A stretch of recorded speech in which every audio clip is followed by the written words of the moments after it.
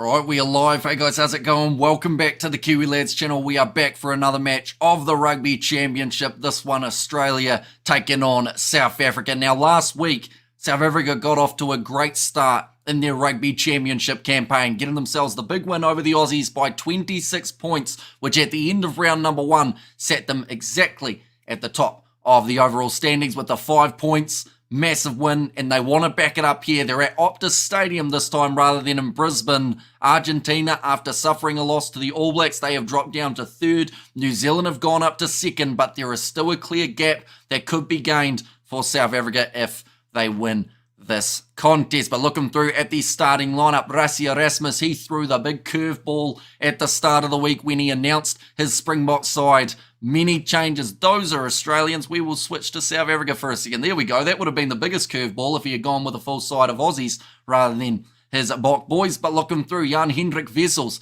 as the number one, Johan Rubela at 2, and Thomas du Toit as the 3. So 3 changes from what they had in their first contest up against Australia, deciding to give those younger guys in the squad an opportunity and give them some minutes under their belt before heading back to South Africa. Salman Moura, he will be the 4 and he will be the captain for South Africa in this game, with Ruan Nokia starting in as the 5, Mako van Staden as 6, Peter Steph du Toit, who did play 7 last week, went from 7 to 5, back to 7 this week, gets that chance at open side or blind side for the South Africans. And then Eldrick Lowe, he is there as the number 8, one of the only men who kept his spot in the starting side for the forwards. Morne Vandenberg as the 9, with Sasha Feinberg, Ngome Zulu at 10. These two are possibly a future combination for the Springboks. Ngome Zulu last week was absolutely sensational. The way that man played, any time that he had the ball in hand, you knew that something big was about to happen. And I don't think this game is going to be any different. He is a sensational player. He can set up this backline well, and there is a ton of talent in the rest of the backs. Lukhanyo as the 12, with Jesse Kriel on the outside at 13. Makazole Mapimpi out on the left wing. Cheslin Colby out on the right. And then Apelele Fassi starting in at 15. That is rather than Vili LaRue, who will not be playing in this contest. But for the Australians, they have also had to make a few changes, mainly due to injury. They were a bit beaten up and battered in that first game up against the South Africans. So now, coming into this contest, they will want to see improvements in their front row. They've gone with Angus Bell, Josh Nassar, and Alan Alalatoa starting in as the number 3. Angus Blythe and Lukan Salakai Lotto, they will be the locking duo. So no Nick Frost and also no Jeremy Williams for this game. Rob Bellatini at the 6, with Carlo Tizzano as the 7. And then Harry Wilson keeps his spot at number 8. He was pretty strong there last week, so I don't think this week will be any different. Nick White and Noah Lolesio as the 9-10 combination. Jake Gordon was the starting 9 last week. Noah Lolesio, there was a lot that was left to be desired in his performance. He made many mistakes. He had a lot of errors, but this game, he needs to make sure he is in perfect form, because if he's not, then Sasha Feinberg, Ngome Zulu may make him look a little bit average. Hunter Paisami and Len Ikatel in the midfield. A lot of power there for the Australians. Marika Korombedi returns out on the left wing in the midfield, out on the right wing. It will be Andrew Callaway, and then at number 15, it is Tom Wright. Right, reading through the chat, ladies and gentlemen, we have got there, oi, oi, oi, Australia by 9, says Samuela. Hi, says Channel for Life, welcome in, 42 to 18. In favour of the Box, says Stefan. Hello again, says Bite, welcome in. We have there TKLs from coaches. And South Africa repeat. I did predict for South Africa to win this game, although, as you guys know, sometimes my predictions are a little bit rough. So I don't know whether this game is going to be one of those times that I get my prediction heavily wrong. Now, speaking of heavy, the rain is pouring at the moment in Perth. It is supposed to only be showers at times, though, so that is good news that we might see a little bit more of a free-flowing game at times, but we might see a little bit more kicking between these two sides as well. 25 points to 13 to the Box. Good call, Justin. And great win for the AB's. Box now need the win even by 1, says James. And yeah, I think that for South Africa, it's not so much the winning margin in this game up against the Australians. It's more so just securing the 4 points at least. Yes, getting 5 would be a massive bonus, but they can't look too far into the future. They have to make sure, first of all, that they are winning this contest, and then after that, they can then go on and increase that points differential. But New Zealand winning their game by 32 points. So theoretically, for South Africa to stay at the top of the table, they would have to lose to Australia by less than 3, I think it is.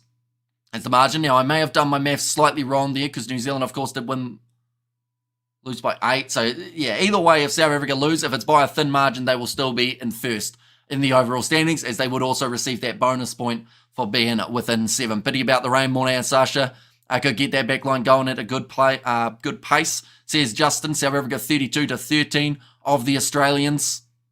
Yeah, it's going to be very intriguing to see how the rain tactically changes the plans for these two sides, because I believe the selection in the backline that Rassie Erasmus has gone with, he has gone with pure pace, he's gone with power in the midfield, and then also on the wings, that is a nice balance of both, having the speed of Colby, having the running game of Makazole Mapimpi, loves to bulldoze over people, including Marika Koromberi. Those two have had a bit of a rivalry in the past for this type of contest, but looking through at the bench, this is where we see a little bit more of the experience for the South Africans. We get to see the starting lineup, players that were in the lineup last week, such as Marx, such as Oxnard and Vincent Koch, Eben Etzebeth, Quagga Smith. He's a super sub, so they will keep him anywhere in this side that they can. Grant Williams, Mani Libok gets his first chance for the Springboks, and then Andre Pollard at number 23. Now, of course, that is the first chance of the Rugby Championship for Mani Libok. He was down in confidence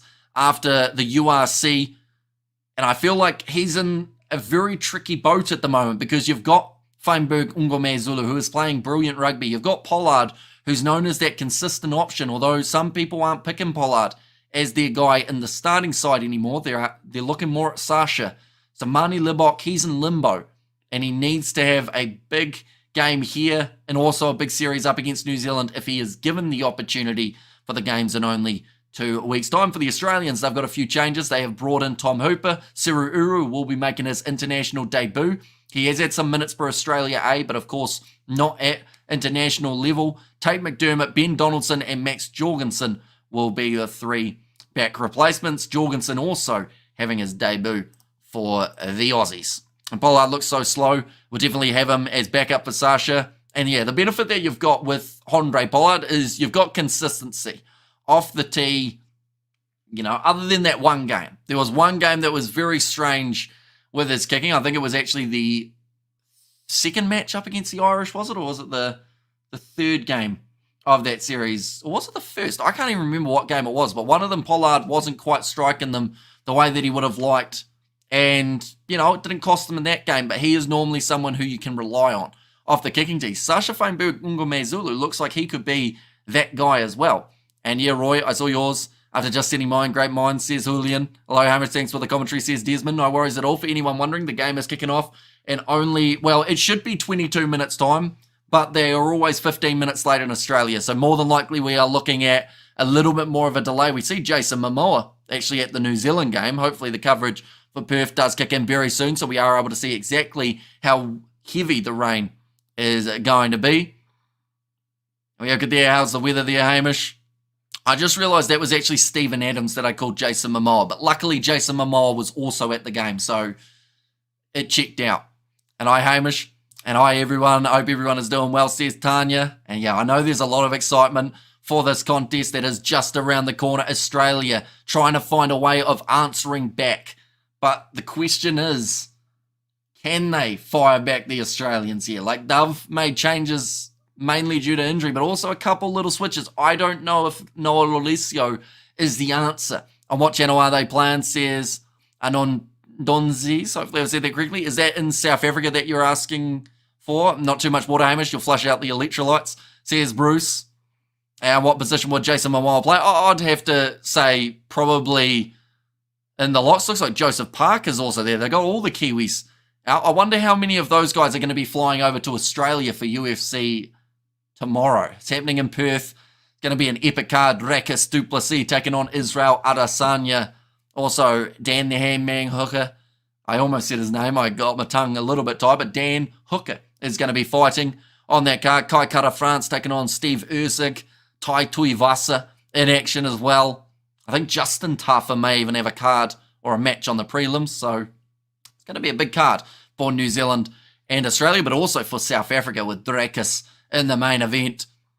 We have got there in the chat, Wallabies have a good team on paper, says on. They do.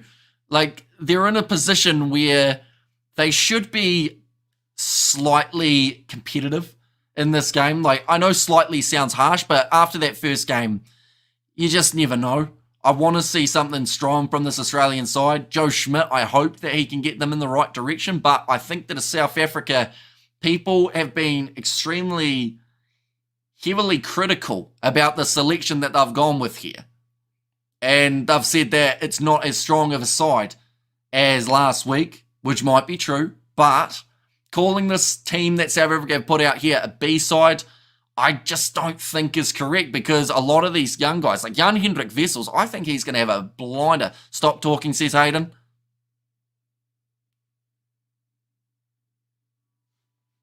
It's just a bit too quiet, isn't it, Hayden, when I stop talking? Good luck to the Wallabies, but South Africa is firing on all cylinders, says Zion. Hamish versus Dan Hooker, co-main. Hello, Hamish, says Darren, and Dan Hooker looks like Hamish. I have many less tattoos, though, or a lot less tattoos, I should say. Hi, Hamish, keep the commentary going, go the box. And bro, says Julian, keep talking, bro. Says Dr. there, and go the box, says Tracy. But do let me know who you guys think will be the first try scorer in this contest. We are, like I mentioned, not too far away from the kickoff. Even if it is delayed by the 15 minutes, we are still only sitting around about 30 minutes away for this match. Are you going to stream UFC 305? I was going to, but I think that I might be watching it with a few friends, possibly, and I don't think they'll want me to film, like, or do the live stream for it. So if I'm not doing that, I will be streaming it, but if I am, then I'll probably just end up watching it. Don't stop talking, mate, says Ronley fan. And what's the best? Well, says Zion. I hope another 50-50 to wins, like the Pumas and All Blacks, 2 meetings. Oh, so you want to see everyone have 1 win after the first round of the Rugby Championship. To be fair, if you want to talk about adding a little bit of drama and a little bit of unpredictability to the later stages, that would actually be the best case scenario. But there is also a chance that South Africa will be the only side that have got 2 wins from the first 2 games of the Rugby Championship. First try, Jesse Krill. It's a very good shout. He is a phenomenal talent, Jesse Krill. And we were talking about it a little bit earlier on. I brushed upon it. But I was looking through at some old comments on my videos, you know, from about 1.5 years, 2 years ago. And a lot of people were saying, get Jesse Krill out of the side. He's dead weight. He won't be anywhere near the side in the future. Yet that man has changed so many people's opinions, because he is now a guy that you almost can't have out of the starting lineup. Are you calling for the win, Kiwi lad? I predicted South Africa to win this game. I think I predicted them to win 32-15 or something along those lines, I think was my prediction in the end for this game. That's the thing. I give so many predictions, I forget all of them, unfortunately. What's the bet? We'll see a red card tonight. I am hoping we don't. Yellow card max. We're having to Springboks number 5. If you're talking about RG Snyman, he ended up with a foot injury just before the last game, which is why we saw Peter Steph Toy move into the starting side, and then we saw Ben Jason Dixon go to 7. Now, Peter Steph has kept his spot in the side, but Ben Jason Dixon missing from this contest. I think he actually picked up a bit of an injury last week, unfortunately. Jesse Krill is useless. I feel like no one said that for like 1.5 years, though. Like, what about Jesse Krill is useless? He's defensively sound. He's having pretty much the most running meters for the Springboks in that centre channel. He's beaten defenders. He's a really, really good player. And I would be extremely surprised if they decide to take him out anytime soon. Will there be any niggle between Mapimpi and Kurambeti? Says RJ. There might be. Like, I don't think there will be straight off the bat. I feel like it's as the match progresses, there might be a little bit of them getting a bit annoyed at each other. What time does this game start, Hamish? So it is supposed to kick off in 15 minutes time, but I believe it will actually be 30 minutes time. They always lie about the start times in Australia. I really don't understand why. Like, if you're going to start the game 15 minutes later than you announce it, just say that the game's going to start at that time rather than keeping a whole heap of people waiting for the match to take place. But yeah, I think it's going to be around that 30 minutes time. They're all okay. We've got 25 minutes, in fact, till the kickoff. That's such a weird time to start. So they're doing it 10 minutes after this, but not a clean 15 minutes later to round it up to 10. either way, we're covering it from start to finish, ladies and gentlemen. So if you are new, of course, be sure to leave a like and subscribe to the channel. Creel and Dialende are the box strongest tackle breakers. Says J Link, Jesse Creel is an anchor in the back line. And Jesse Creel is underrated. This is coming from an All Blacks fan. It says Benito, Jesse going to rock in this game. Yeah, I think he's going to be extremely dangerous. is the best number 13 for the Springboks. I think, unfortunately, I have to correct you. And that is, Lukhanyo was the best 13 for the Springboks. He then ended up with his injury.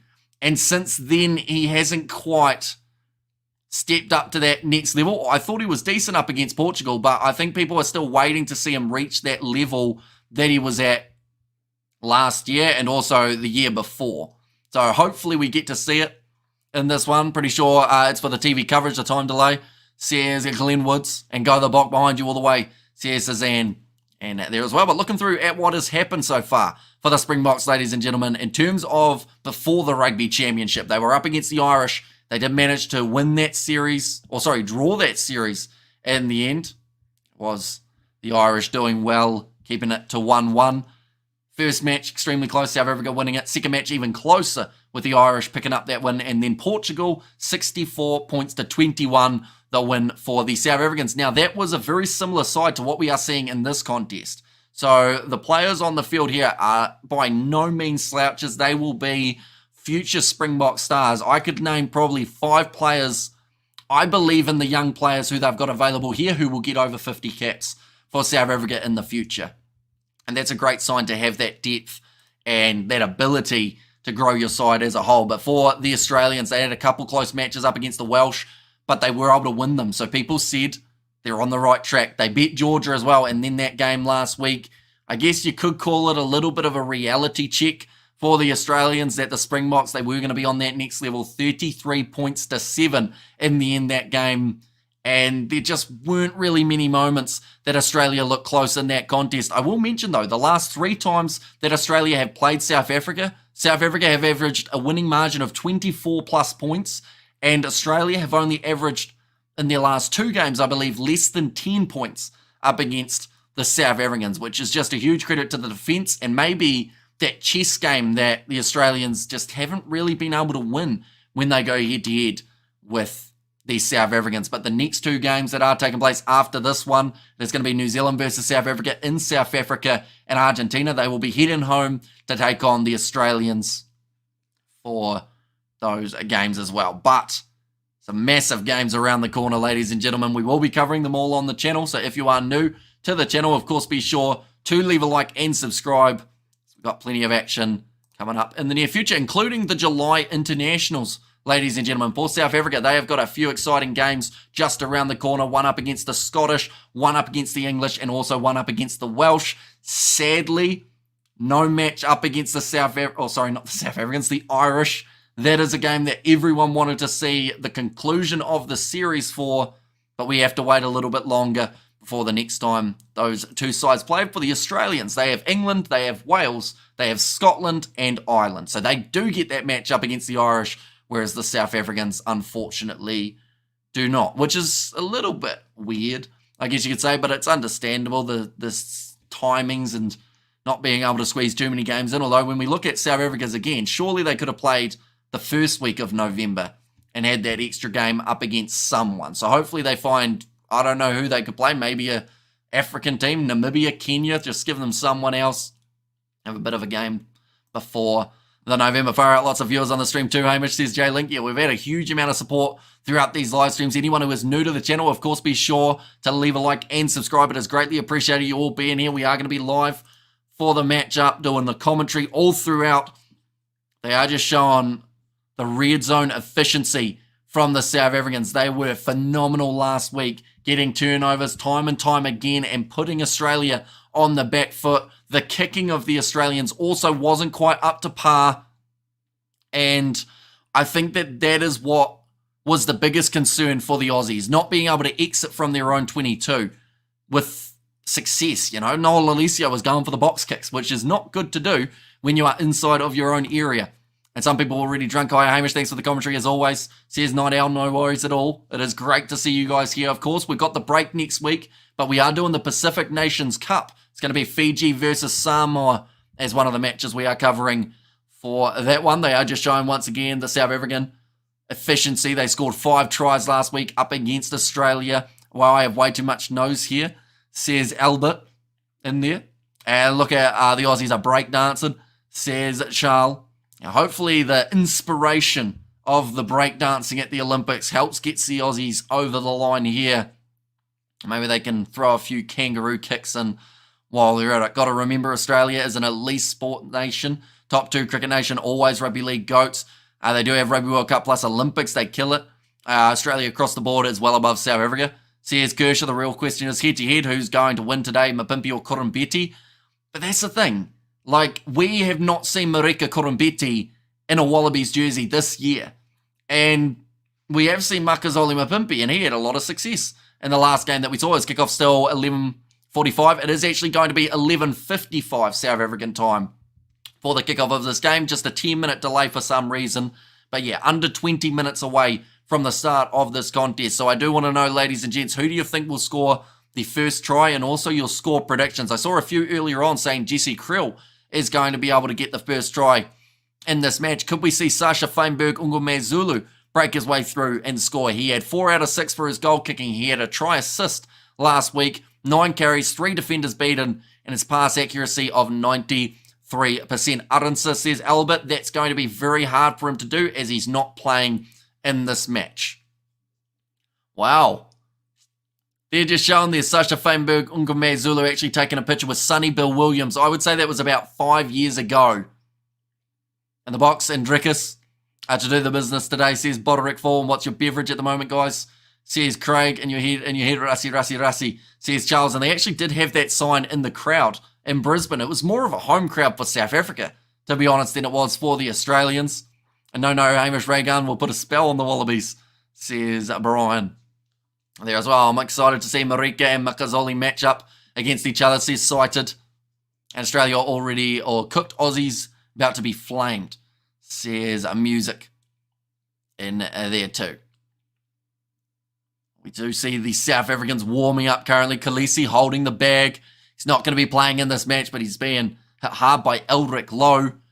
He's another player I think he needs a pretty big game. You know, last week he had some really strong carries, but I want to see that little bit more, and that may be critical, and that might sound like I'm asking for too much, but I feel like up against the Australians, that's the perfect opportunity to really get that physicality going, because Australia will try and match you head on. They won't shy away from the challenge, and that will help show more of that physicality that Eldrick Lowe can bring. There was always the questions of would it be Eldrick Lowe, Evan Roos, or Quagga Smith after Dwayne Vermeulen hung up the boots. Now Cameron Honeycomb, his name has been thrown in there. Pepsi Buthelezi, another guy who has that potential of playing 8. Trying to think if there's anyone else. I mean, Tsuchuka, he can't because he is Democratic Republic of Congo for his nationality. If he was eligible, he would be in the running as well. Who else have they got, ladies and gents? Do let me know. South African number 8s. We've got Honeycomb, Pepsi Buthelezi, you've got Quagga Smith and also Evan Roos, but is there one more guy that I'm forgetting? Who's the Lions number 8? Frankie Horn. He's possibly a little bit too old. I don't know whether or not you call him too old. He's still about, isn't he? Is there more Springbok supporters than the Wallabies in the stands today? It looks a little bit even, which isn't really a good sign for a home side, but South Africa, huge amount of support being shown for the Springboks in Australia. Colby says Cited is fussy in the box squad. He is indeed. He is starting this match, playing at number 15. Wonderful to see you again, watching from South Africa from Judy. And yeah, it is great to see you for this contest here. Aussie Jan-Hendrik Wessels will score first from a maul under the posts, says Albert. I'll tell you what, Jan-Hendrik Wessels, I am watching that guy closely throughout this game. He has got a lot of talent. Like I said earlier on, he is going to be one of the future stars. Jasper Wiese at number 8, that is true. His suspension must almost be over, isn't it? So he will get his chance to go back in the very near future. Best English commentary in the world. Thank you, Hamish, says McNulty. Thank you very much, mate. Greatly appreciate it for your kind words. Of course, we are going to be back for the rest of the Rugby Championship as well, ladies and gents. So if you are new, be sure to hit that subscribe button. And Visa suspended, says Christopher. And it's 5:30 p.m. in Perth now, raining and kickoff at 5:45. And Springboks win, I'm predicting, so deliberately didn't go to the game. How many Springboks were suspended for steroid use, says Zion? None of the current team. I think they're up to about 4, but they are guys who are no longer involved. Hakshiva Diamani would be decent. Doesn't quite fit the Bok mold yet, though, I think. Yeah, he's one that I think's now going overseas, isn't he? He's decided that he's going to give a crack to France instead. One moment. We will go like this and like that as well. And like that. And score prediction, guys. I say Springboks to win by 5 points, and half of South Africa have immigrated to Australia. And Giannis Kirsten back at the Bulls. So can also be a useful weight, says Albert. So yeah, they're spoiled for choice in that loose forward trio, which I feel like is exactly what you want. You know, having about 10 guys that could go there. Sonny Bill Williams stepped into the ring to go combat Mark Hunt. That was cornered by David Tua. Tried to go toe-to-toe, easy to judge, but that take Bull's step to Mark. Yeah, it's not an easy challenge when you cross the ring from Mark Hunt, as many UFC fighters have found out. Of course, quite a few Kiwis fighting on the UFC card tomorrow. We will be watching that one. We were thinking about doing the commentary if I'm not watching it with other people. 10-minute delay. Cheers, Alistair. So yeah, this game is only around 14 minutes away from kicking off, ladies and gentlemen. But if you haven't already, be sure to hit that subscribe button. Currently, as we sit, we are on the road to 52,000 subscribers, and we are only less than 200 away. So if you do want to help us get there, be sure to hit that subscribe button. But we're getting pretty close to the start of it, and that's when the nerves start to set in for these two sides. The young Springbok players with not much experience want to go out there and show exactly why they have been selected for this game. And like I said, they've got future stars in this lineup. Big Time Quagga can also slot into 8th man in an emergency. I think Quagga Smith slots into 8 brilliantly, to be honest. Like, not even just in an emergency. We've seen that man start up against the Irish as the number 8. But the impact that he brings off the bench, he's just, like, it's so hard to describe why Quagga Smith is better off the bench than he is in the starting lineup, because it just doesn't make sense in some regards, you know. A lot of guys are known for, if you're good, you're in the starting side. But Quagga, he's fantastic, but you almost want him to be off that bench because of what he can do later on in the game. So, yeah, I feel like he's one of those players you can actually afford to have come off the bench and not lose anything in terms of skill. And in fact, you do gain it when he's out there on the park. Damien Dialende isn't playing. That is true. Going to be missing from this game. Is Lolesio starting? He is. And that is, I believe, the main concern for this side. Like, I just don't know if you can afford to have Noah Lolesio in the starting lineup. But then who do they go with? Do you go with Max Jorgensen? Do you give Tom Liner an opportunity off the bench? It's just, they're missing that experienced 10 like they used to have Quade Cooper, but now they haven't got him. They haven't got Nick Foley. Nick Foley? Is that his name? What's his first name? Is it Foley? Bernard Foley, isn't it? Who's Nick Foley? I think I'm thinking of Nick White. Ben Donaldson. That was where the Ben maybe come from. But, yeah, it's one of those ones that I think they have to throw something different at them compared to last week. And they might even take a little bit of inspiration from the way New Zealand played up against Argentina in the wet. They just threw everything at them and tried their absolute best to get a whole heap of points in a quick succession near the start of the game. Go the box, says Charlene. Is Ben Jason Dixon injured? He is. I think he got a little bit of an injury in the last game, so he wasn't going to be eligible for this contest, but he was going to be available for the next game up against New Zealand. What time is the game starting? They are going to be starting in only 11 minutes' time. For some reason, it's delayed by 10 minutes. Colby unmarkable on a dry pitch. Lucky it's pissing down. Come on, Aussie, says Shane. And I did see an interesting stat about Kurtley Ardenser, one of the more surprising omissions from this Springboks lineup, because he has scored 5 tries against Australia in only 2 matches. He had a hat-trick the first time he played him, and then he had 2 tries last week up against the Australians. Mick Foley, as Mankind in the WWEF, says Mark there. And we've got lots of inexperienced players in front. Baptism of fire coming or exciting rugby. I think it's going to be the second. Well, what's your predictions? My prediction was South Africa to win, and I think I predicted them to win 32 points to 15 or somewhere around there. It might have even been 28-15. But either way, I think it's going to be a very close game at the start. I think that Australia will actually bring it to the Springboks for the first maybe 15 or so minutes, and then that's when we might see the Boks start to find their rhythm, because we've got to remember they've got a lot of changes in their side here. They haven't gone with the exact same as they had last week. I know that was something they did up against the Irish. They played the same lineup pretty much in the starting side as they did have the week prior, but this game, quite a switch up for the South Africans. In the front row, Jan-Hendrik Wessels, Johan Grobbelaar, and Thomas de Toy there as the number 3, Salman Moura alongside Ruan Nokia as number 5, Marco van Staden, Peter Steph de Toy, and also Elric Lowe there as the number 8. It is bucketing down in Perth though. It looks the same as it did between New Zealand and Argentina. Sadly, the rain might start to affect this game sooner than we want it to. But, oh, there we go. Brian Abana. He's going to be in the commentary box for this one. Of course, an ambassador for the World Rugby Sevens. That was recently announced in terms of where those games are going to be taking place. But this will just be Morat's second cap as Test captain. But now Morne van den Berg gets his first start in the number 9 jersey. Sasha Feinberg, Ngome Zulu. There's not much more you can say about that man other than he has been sensational for the Springboks. Whether he comes off the bench or whether he starts, he just seems like he's on another level. And unless people start to work out how to shut him down, like, it's going to be a pretty tough period for anyone playing the Springboks over the next 12 months or so if he's in the starting lineup. Lukanyoa moves into the starting lineup. That is rather than Damien Dialende. He will be there at inside centre with Jesse Creel on his outside at number 13. Makazole Mapimpi, his first start of the Rugby Championship. Cheslin Colby keeps his spot in the starting lineup. Out on the right, him and Sasha Feinberg, Ngome Zulu alongside Creel, the only 3 backs to keep their spots. And then Apalele Fasi in ahead of Vili LaRue.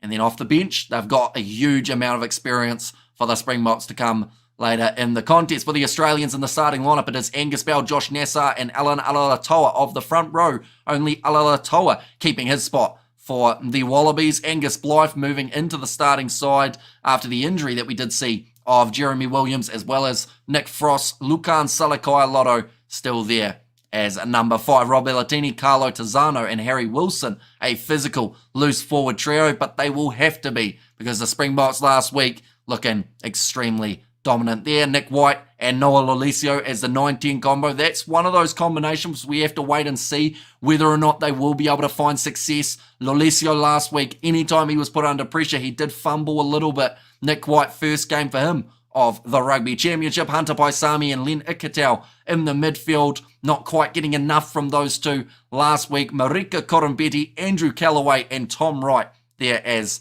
the back 3. But these two sides standing in the tunnel. They are about to make their way out onto the field. We have got there, I'd like Callaway to do a Pinot. Pick up and go, mate.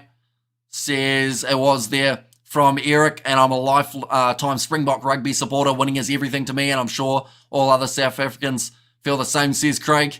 And AB's in the box, always the greatest of rivals throughout the history of rugby and always will be, says Roy. And of course, those games are just around the corner from taking place. Hi, says Henry. And we have got their captain, this is a commentary, says Julian. It is indeed. Sadly, due to licensing, any match footage gets you taken straight off YouTube. It will be extremely hard to find. Cactus Jack is Mick Foley. Other persona, says Mark.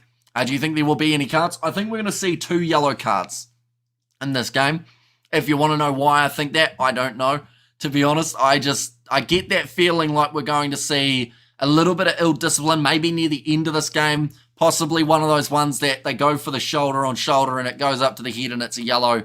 But I don't think we'll see any red cards in this game, or at least I hope there isn't, because it would slightly ruin this contest, which I feel like is going to be an extremely intense one with it starting just around the corner. But we have now got almost the national anthems.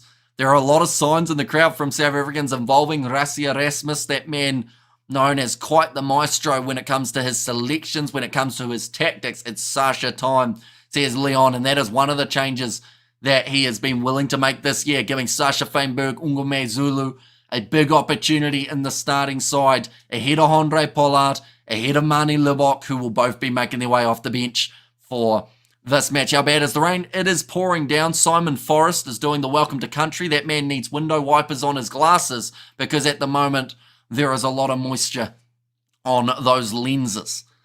And there's going to be at least one punch-up. I don't know if we'll see a punch-up. If we do, that would be quite entertaining, wouldn't it? But I don't know if these two sides, because that's the thing, you throw a punch, you're out for 4 games now. If it was old school, we'd probably see a few different left and right hands, but because you get suspended for so long, if you throw a punch now, that would mean you miss the whole rest of the Rugby Championship. So I don't think it's worth it. As tension high as this game may be, and as fired up as the players will be, you have to control that emotion, or else you do end up with that suspension tied in with it. Biggest match for South Africa is the upcoming match versus the Kiwis. That'll be a great contest. Says Alistair, yeah, it is going to be absolutely awesome when those games do take place. We are going to be covering them on the channel as well, so anyone who is new, be sure to hit that subscribe button. We are on the road to 52,000 subscribers, and we are extremely close to getting there, so if you do want to help us get there, please be sure to hit that subscribe button. All us, says Henry, welcome in, mate. Hope my pimpy smacks him good, says RJJ. So while we are at it, ladies and gentlemen, while the Welcome to Country and the National Anthem is about to take place, do let me know, who do you think will score the first try in this match? And also, what is your score prediction?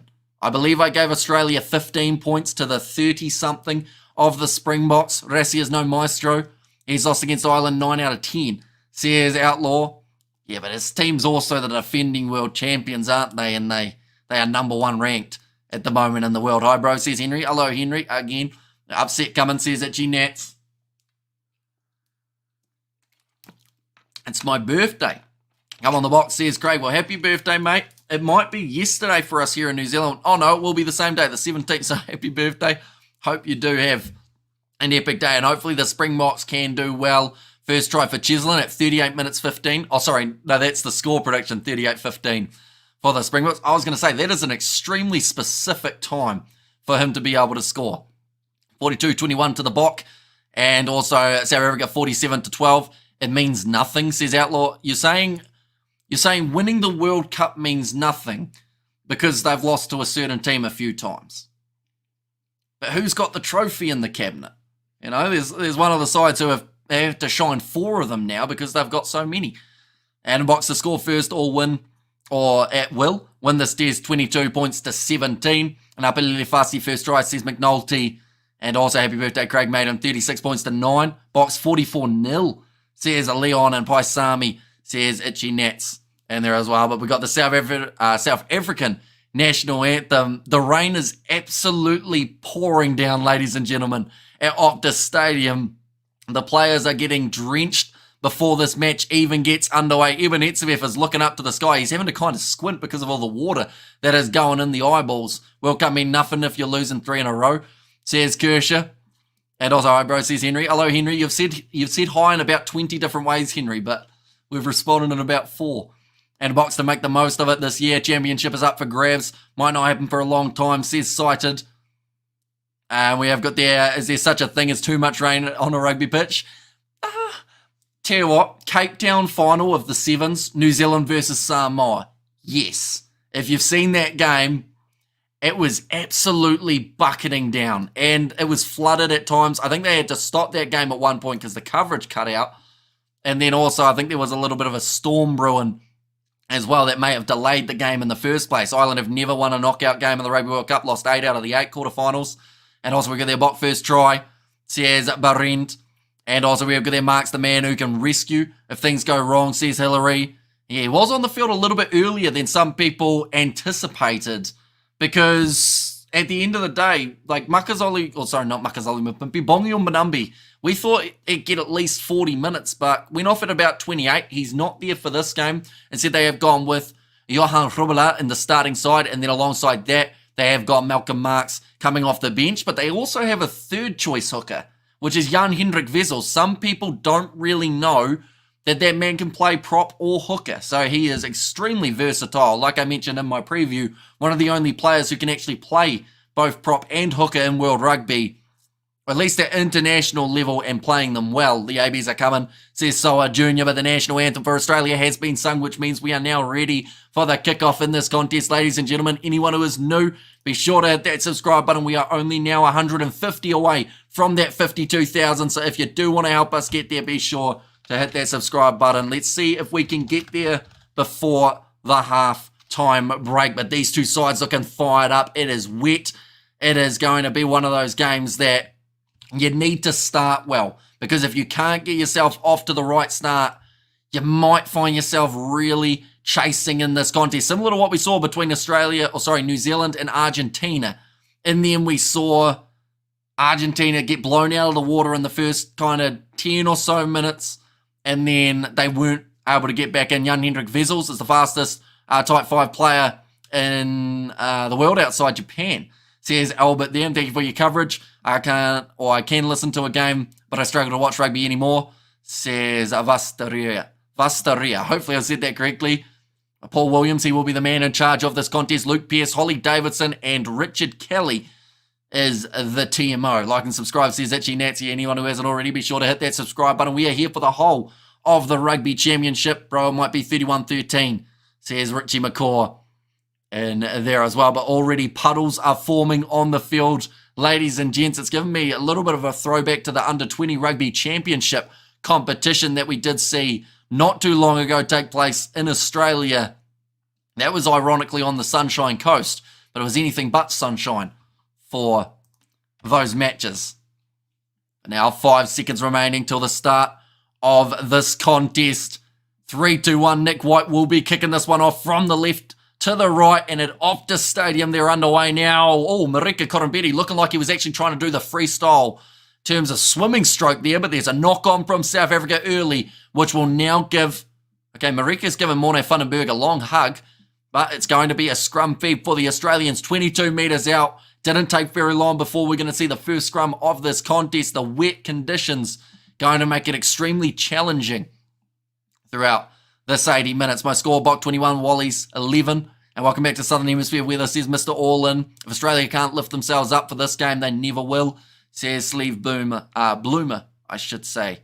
There's, I don't know, bro, what's up, says Henry. You've said what's up like 50 times, Henry, which we have replied to a lot, and you just haven't listened to us saying hello.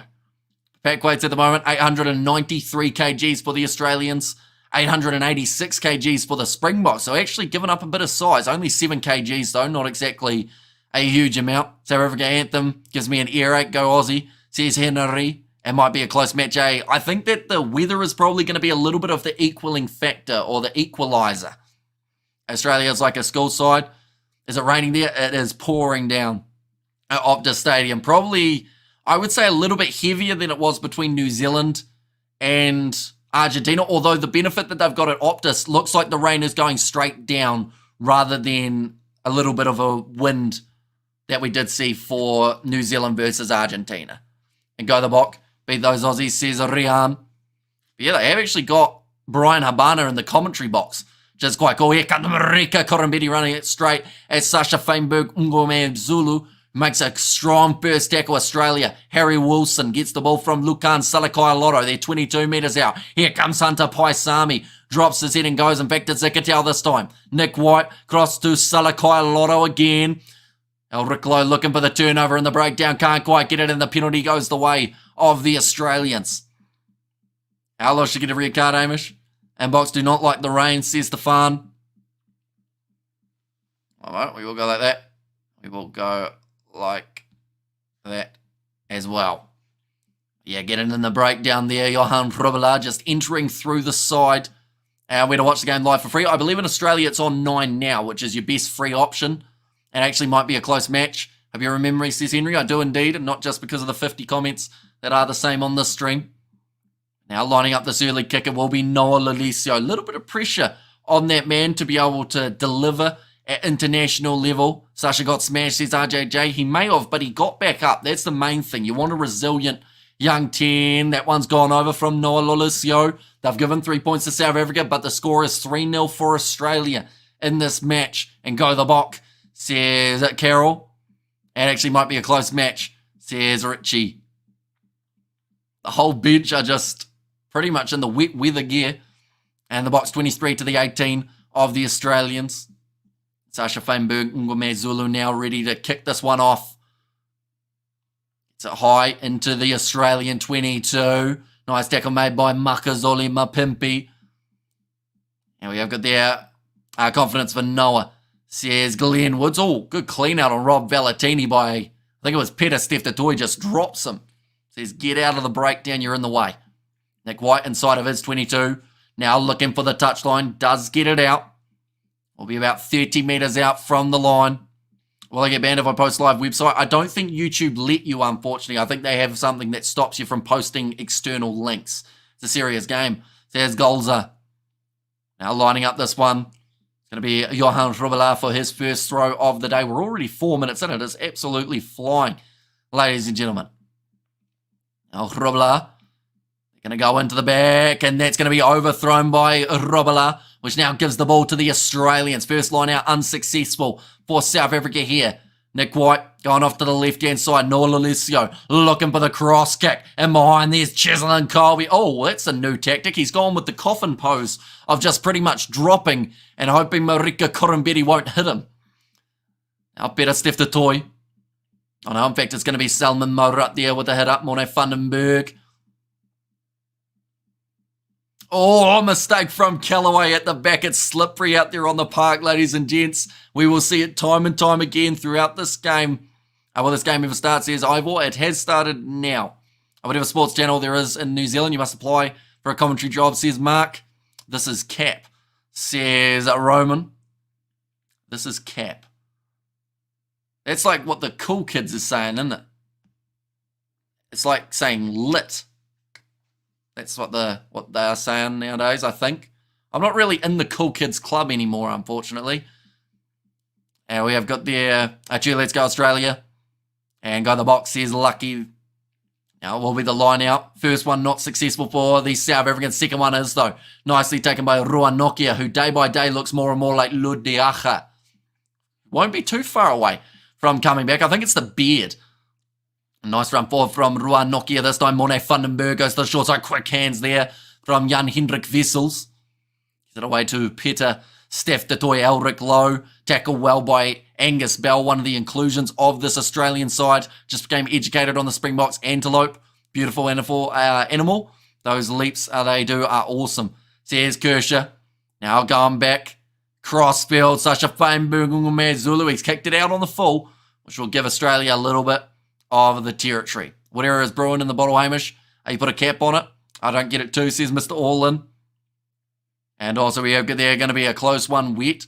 Weather is always tough. And hey, party people, 1900 watching, 22 likes really. Poke the like, says Harford. Yeah, be sure to hit that like button. Let's see if we can get to, you know what, we're going to go optimistic. 500 likes by halftime, ladies and gents. Let's see if we can do it. Line out throw, poor from Nassar as well, but the wet conditions make it extremely tricky for the hookers. It looks like they're going back for the initial not straight throw. Will be the scrum feed for South Africa. And this will be their first scrum feed of the contest, I believe. Australia by 5, says Clinton. Both teams should turn this into a Northern Hemisphere kick fest, says Hanoi. Shades of Elton Yankees, says RJJ. Don't let him near the dietitian. No, sorry, it's a bit rough. All the steroids, to be fair, for Elton Yankees. That man had a really poor record, didn't he, in terms of, like, everything that he could have done wrong, he did. You know? Just look at his haircut. 7 minutes in, though. It's going to be a scrum feed for South Africa. Okay, Amita Katz has just been told to get off the field because I think Paul Williams said he was just doing it for tactics rather than doing it for an injury. So the timer's back on, speeding up the game here. Paul Williams not allowing the stoppages to take place. This test suits Pollard to a T. It actually does. Like, if they had known that the weather was going to be like this, maybe they would have considered Andre Pollard in the starting side. But overall, like, Ngume Zulu, he'll come into it a little bit more as the match progresses, I think, anyway. That was a poor haircut, says McNulty. And South Africans not a big fan of Elton Yankees. And Hamish roasting Elton with facts. Well, that's the worst thing. Like, none of it was a lie, was it, with Elton Yankees? That's going to be... Oh! Ref was about to give advantage to South Africa, but I believe it was the touch judge who said that there was something on this near side. Australia now get themselves that penalty. I prayed last night after about the weather. It's all very weird weather, says Mary. And how's the screen half, or who's the scrum half for South Africa? It's Morne Vandenberg. He's a sensational player for the Lions in the URC. He's got a very bright future. He just needs some minutes under his belt, I would say. Go the Bokker, says Thumb Sungwa. And how's the scrum looking? It's looking shaky, but that is because of the wet conditions. No one really cementing themselves as the strongest scrum just at this point. A little bit of slipping and sliding going on. Elton Yankees was a quota Springbok. It doesn't look sold out there. Yeah, it looks like quite a few empty seats at Optus Stadium for this contest. Nicely claimed by Harry Wilson in the rolling maul for the Australians. Will get fired up. Selman Moura going through the middle. They're going to need a halfback. He's almost got his hands on the ball there. Moura doing extremely well. They've been told to use it. Harry Wilson somehow keeping that ball in the field of play. South Africa rushing up with their defence. Galloway nailed very quickly. Nick White going to the short side off to Josh Nassar. Pressure coming in the breakdowns though from the South Africans. Nick White going for the box kick. I thought he was going to go to the side there. Makazole Mapimpi, good take under the high ball. And the mark is called inside of the 22. What's in that grass to look good? Fly spray. It's real nice looking grass, isn't it? To be fair. A lot of moisture getting put into it, I guess. All that only just went to 5 metres for the Australian quick throw. Nick White looking for what would almost be a 50-22, but Sasha Feinberg Zulu is back to be able to cover, and a very good kick from him. Tom Wright inside of his 22 now will have to return fire. He does the step, gets round Zulu. South Africa having to defend now as Australia run this one out from the back. Little chipper behind from Marika Korombete. He pushed over Morne Vandenberg, Cheslin Colby, right up the middle of the field, gets the pass, and Sasha Feinberg Zulu drops the ball. It would have been a certain try. He had Peter Steph on his outside, but 2 early mistakes from the normally cool, calm, collected Sasha Feinberg Zulu. And Mapimpi was waiting for Marika to smash him, says Anoi. An awesome job as always, Hamish, says Aniki. And South Africans not used to the rain greens from a wine route. Route 60 or R62, Western Cape, go the Bok. Says Benadil, welcome in, hope you're doing well. Brilliant run from Cheslin Colby. Someone mentioned that because of the rainy conditions, he wouldn't be able to get a step going as efficiently, but that was a fantastic one. Rassi, he looked pretty angry about that one, I'll be honest. And Colby stepped the wrong way, man. Says JP there. And rain is part of the game, get over it, man, says Joke the Woke, and scrambling for it, says Aldorn. But yeah, going from a counter-attack for Australia straight into a counter-attack for South Africa. Where's the game? Says Junior, depends on whereabouts you are in the world. If you're in South Africa, it's on Supersport, New Zealand, Sky Sport, Australia, Stan Sport. Going to be a cross kick attempted here from the Australians. That's a really, really poor kick. That Makazole Mapimpi is going to drop the ball. That is extremely lucky for the Australians, but whoever did that kick was brain dead. And that sounds harsh, but it's true. What was that from the Aussies? They decided they wanted a cross kick to Makazole Mapimpi, who said, yeah, all right, I'll have a crack. Who was it? Was it Tom Wright? Andrew Callaway missing the tackle, but that's just terrible work. I think it might have been, no, Noah Lalisio was across there. I think it was Hunter Paisami who did that cross kick, but very poor from Australia and almost gifting South Africa the first try, but they have missed 2 opportunities, 2 massive opportunities to score a try already here for South Africa. Is that a trend that's going to continue, or is that a trend that they are soon to break and finally bust their way over? We're only 12 minutes in, so plenty of time remaining for both of these sides, but Nick White about to feed the ball in.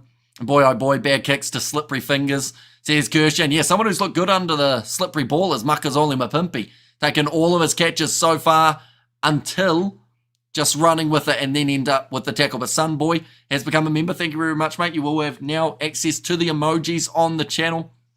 We do appreciate you for supporting us. That one has gone into touch, 22 metres out. South Africa again will have themselves the line out. To be fair, it's really wet out there, says Cited. But by that logic, how do Australia think they're going to catch a cross kick? If it's wet out there, surely you kick it downfield into touch or you go through the hands of the backline. Like, it just seems like a risky tactic that Mapimpi was all over. And Aussies kicking on South Africa might work for them, says SS. And for all the online options, live brand commentary, yours is the best. Box supporter, thanks, bro, says more digital media. And SARU should give more live games money, Wolves, says Outlaw. Once again, not the best clearing kick from Nola Lisco, but they at least managed to retain or steal the line out, I should say. And come on, guys, says Caroline. Yeah, South Africa looking a little bit shaky in these wet conditions earlier on. Australia the same. But who will break through and get that first try of the match? Currently, the way that it sits, Australia's still up 3-0. It's going to be thrown in, nicely taken by Ruan Nokia. Now another run from Mako van Staden. Vandenberg, short ball to Johan Rubela. Vandenberg cycling quickly, gets it away to Morat, just building phases at the moment here for the South Africans. Getting off to Peter Steph de Toy. He will always give you a 10 out of 10. On NZR Plus, it says the content is not available. Says Matthias. Yeah, I don't think they normally have it on NZR or NZR Plus. No need for swearing. Says Berenice. I assume that's to someone in the chat. I don't think we said a swear word, did we? Oh, the box supporter should swap swearing. Okay, I understand now what's happened. And also show support for the split box. Says Joanne. And Mapimpi with the Japanese finger tape. Says Neil. But just losing the ball there as well. Just many mistakes early on in this game. The rain is pouring, which is why you can see a few more handling errors in this type of contest. South Africa, they did get themselves the penalty, which now Sasha Feinberg Ngomezulu is going to line up. He's 12 from 14 throughout his Springboks career.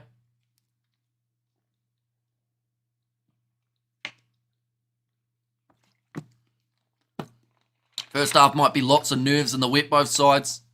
But guys, we'll get into it. And Feinberg Ngomezulu does get that one over, now making the score 3-3 between these two sides. Who's the sweet, who's weird? Who's the sweet, who's weird? Open for a competitive game for 80 minutes, says Josh. Yeah, I feel like the wet conditions will probably make it more competitive than if we were in a dry game here between the sides. I think that it's going to add a lot more for them in terms of back and forth. That one has gone high now. Oh, that's a big shot from Marika Kurumbedi on Elric Lowe, who looks like he's handled it like a champ. Mone Vandenberg, back across to Jan Hendrik Wissels. It's always that question of when are the Springboks going to switch it. Oh, Mone Vandenberg has kicked that one pretty much straight up in the air. Great take from Nick White. One of the shortest players on the field, yet has leapt the highest to end up with the possession. Maybe he's one of the only players who actually wanted to go for that ball with how highly it was clicked. Or how highly it was kicked, I should say. Now here comes Lokanyuam. Counter-attack coming for South Africa. They've got 3-on-1. Out wide. Kicked him behind from Makazole Mapimpi. Foot race for Apalele Fassi. And he will score it. Bounce of the ball was on point. And that is sensational work from the Springboks. Makazole Mapimpi gets the try assist. But the try goes to Apalele Fassi. And we have got there, why not create your own link where you can commentate and we can watch as well. What High G from the UAE at work, so that would be illegal. So if they caught us doing that, we would get sued for copyright infringement. We'd probably go to prison and we'd have to pay a whole heap of money. So there's a few reasons why not to do it that way. A nice chase from Apalele Fassi, just losing that foot race there, the Australians. But once again, the counter-attack from the Springboks, clinical in the way that they were able to change defence into attack. Do an awesome job of the commentary. We'll catch you for the next Pumas game. Can't keep my eyes open. I'm off to bed, says Julian. So yeah, next game for the Pumas, of course, taking place up against the Australians. We are going to be live on the channel doing that game as well. South Africa, says Football Lab. And Yahoo the Bok, says Craig. And this will show what Australia is about. Well, they dropped their heads, but that kick has missed from Sasha Feinberg Ngomezulu. Now his third miss of his international career.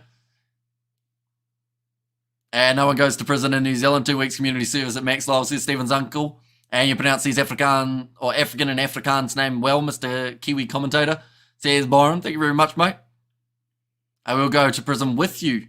And that way you can do prison rugby commentary. Now it looks like Salman Moura actually making his way from the field. I think this is an HIA, which will bring Eben Etzebeth onto the park. A little bit earlier than some would have been anticipating to see that man out there on the field. Marika Kurumbeti, that's going to be the penalty. going the way of South Africa again. Push the player off the ball against Marika Korombete. His discipline has always been a talking point for the Australians, but Eben Etzebeth, not exactly a bad sub to have making his way onto the field for the South Africans, while Salman Morat does have his HIA. Like I said, one of the most capped Springboks there. Eben Etzebeth now onto the park, getting a lot more time on the field than you would have expected. He is currently tied with Brian Habana after this game. So if he plays up against New Zealand for both contests and both games up against Argentina, he will be the most capped Springbok of all time.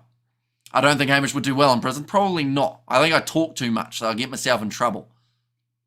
Plus, every once in a while, I'd just end up saying like a smart comment and it would get me bashed for it. But that is going to be the penalty now for Australia after the 19 minutes, ladies and gents. It was a big shot from Josh Nassar initially. And Lol says Stefan and also Eben Etzebeth, the best me again, Hamley's son. Says Walter, welcome back, mate. Hope you are doing very well. I'm glad to have my sister over from my home, Hamish, and peanut slabs for breakfast. That's quite the treat for a breakfast meal. Noel Alessio once again going to be lining up this kick. After 20 minutes gone, this game is flying by. The Springboks, they are currently in the lead. This would cut it down to only 2 points difference. Might hate me for saying Izzy will beat Drekus. By the way, I'm South African and a realist. See his sleeping sounds. It's going to be a big fight. That whole card is going to be stacked from start to finish. Doing well, I see 8 points to 3. It may become 8 points to 6 if this kick from Noel Alessio does end up going over. But now it's coming back round and it does go over. Australia back within 2. What's your take on so many links to the live? Are they legit? Most of the time, they're not. A lot of people, sadly, do take advantage of people who want to watch the games, and they will send you a link that if you click on, then you will end up with a virus on your PC, or it will try and download something, and then they will try and steal all your money and whatnot, or just ruin your computer. So it's pretty rough that they're like, oh, we see rugby, we'll try and make people... Oh, that's great work from Hunter Paisami. But yeah, I wouldn't be too keen on clicking on those links. Can you play the game so let us can see? Sadly, due to licensing, any match footage or audio gets you taken straight off YouTube. You get sued, or not sued per se. You could avoid getting sued, but you would end up getting banned for 3 months off of YouTube. Nick White now, only a couple metres out from his own line, has to kick this one into touch. South Africa 15 metres out from the line. 19 minutes left in this first half. Plenty of time for both of these sides to work. Your pronunciation is on point, Brew, says Neil. Eben, our neighbour in Sheffield Beach, Salt Rock, says Penelope. And Wallabies just need to control the tempo, says Zion. Yeah, they can't rush into it. You know, they can't get overzealous in this early stage. Springboks already handing them 6 points. Now the ball's available for the Springboks. Here's Eben Etzebeth for his first carry of the match. Morne Vandenberg going back across to Elric Lowe. Are you Kiwi, bro? I certainly am. Now Vandenberg back across to Johan Rubela as the Springboks slowly get closer and closer to the try line. I believe it's the big run from Jan Hendrik Wessels. The man can play multiple positions. He is extremely quick. He's a future star for the Springbok side. Now, Peter Steph the toy, flat ball to Jan Hendrik Wessels. They're still 5 metres out from the line. Morne Vandenberg goes to Eben Etzebeth. Tackled by Valentini. Lot of physicality coming between those two. Morne Vandenberg just taking a little bit too long, and it's going to be the scrum feed now for South Africa after a knock-on from Australia. We have got there, dude, 12-20. The cleaner on the ground hit the ball. A back leading to that try, says Jake. You do know you can stream the game in small screen in the back right, says Witty. Not legally, because that is still copyright infringement. And if they pick up on it, I don't think they'll be like, oh, because you only showed a little screen, we won't ban you for 3 months. And Box must score now, timing now, says Stefan. Nice commentating, Hamish, as always, thanks. What happened in the Kiwi game? New Zealand managing to win their game up against Argentina, 42 points to 10. So a massive turnaround compared to what we did see last week. Oh yeah, a little bit of push and shove. Nick White looking at Jesse Creel. Look, on your arm getting in his face. I hate wet rugby. I don't like it. When a great team like South Africa is being judged because of their mistakes in the rain, they usually won't make, says Mokanara say every day. And I love the way you pronounce our South African name, Samish. Which part of South Africa is Eben Etzebeth from? I don't actually really know. I know that he's played a lot for the Sharks in his URC and before that Super Rugby career. But I think he was also at the... Was he at the Stormers or did I just sign him for the Stormers? I might have just signed him for the Stormers in my career mode. Cape Town area, says Annoy. Wallabies should just go hard with the rush defence.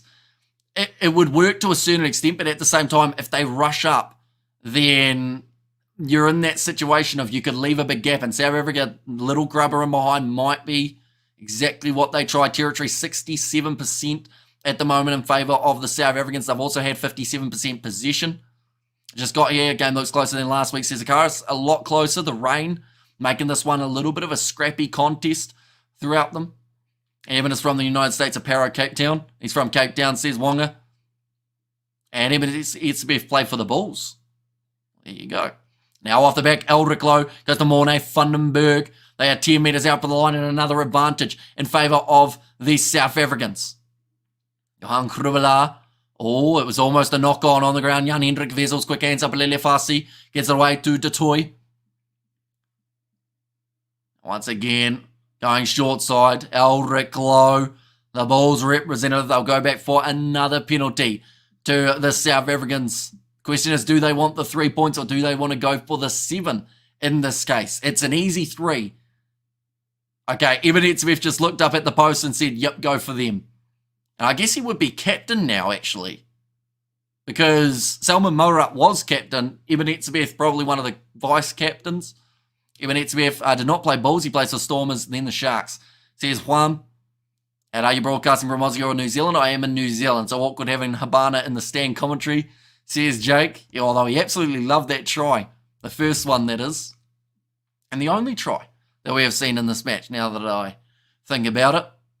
Now Feinberg Ngumezulu gets that one over, and that'll make the score now 6 points for Australia, 11 for the South Africans. Even captain now, says Paul Royce. Or Roy, I should say. And always go for the point, says Derek. And come on, the Wallabies, says AJWR.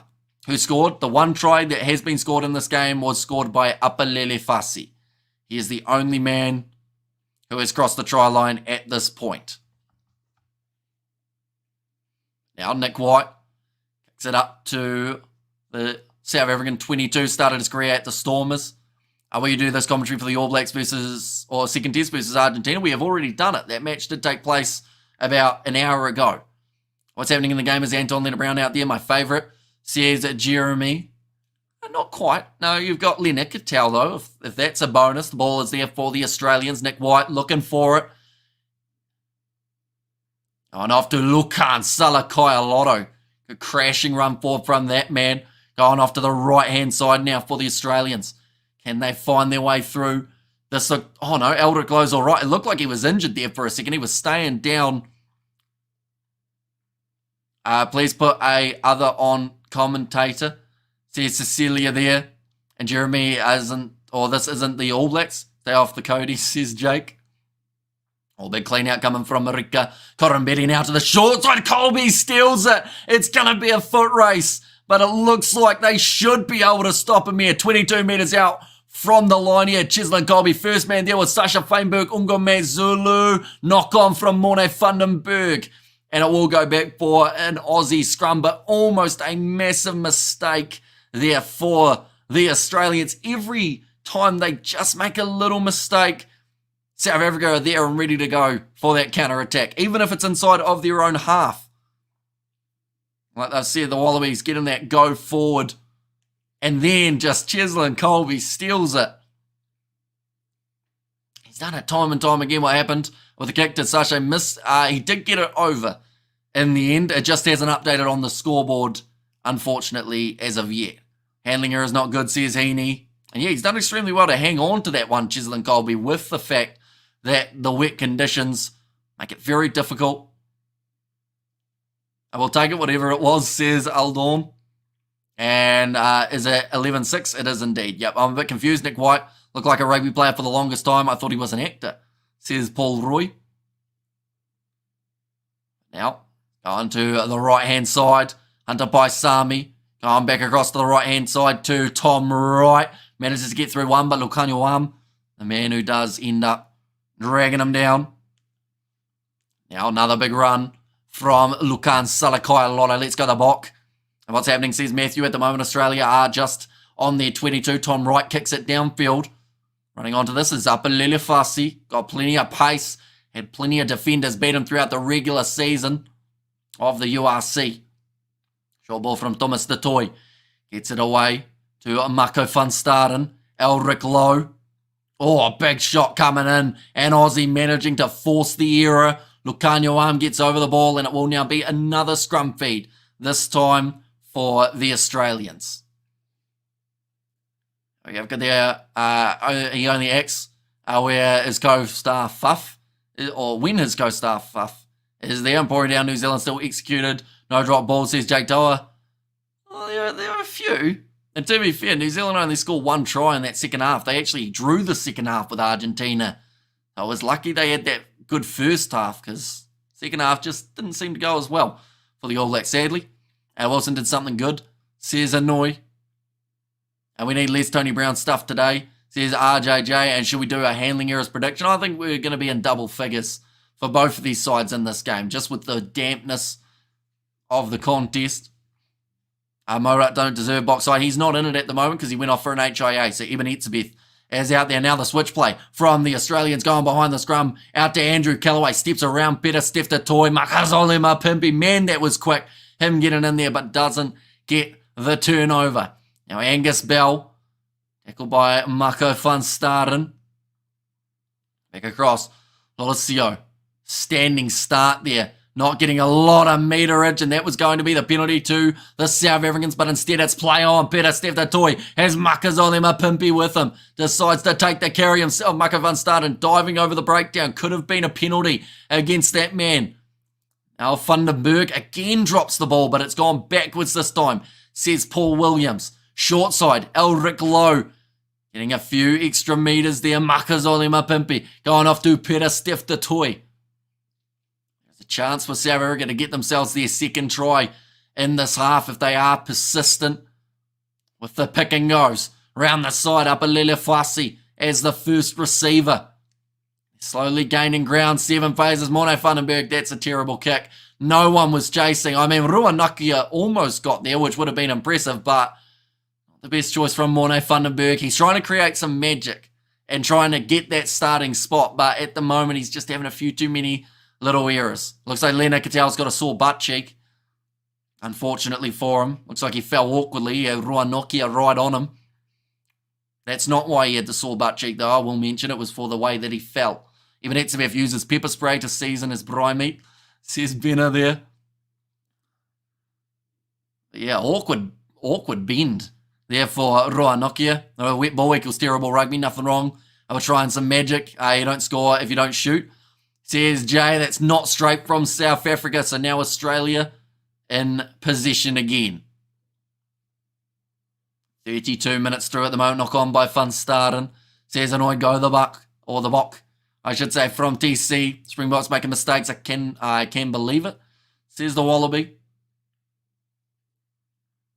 And yeah, this game, who knows how it would have gone in terms of if this game was played in the dry. Could we have seen many changes in the way that both of the sides played? In your head, says Marius.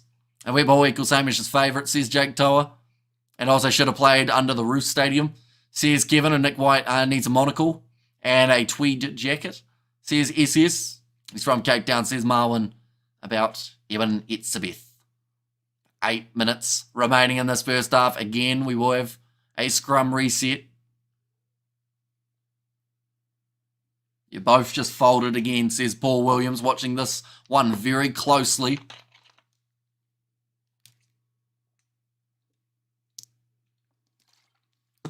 Wet ball, not as bad as the old leather ball.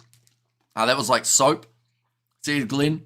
Does the stadium have a roof? It does not, no. It's got like a pretty impressive, like kind of top of the stadium, but it isn't covered. Rasi is in your head, says Marius. And also we got their Wallabies don't look too bad, just need to hold on to that ball, says Stephen's uncle. That's going to be a free kick to Australia again. Nick White, he wanted to go quickly. He will be able to put this ball into touch. That one sounded thick. The way that he struck that one, Makazole Mapimpi, does he want it quickly? He does not. Will instead take the line out, which hasn't been that successful for the South Africans throughout this game.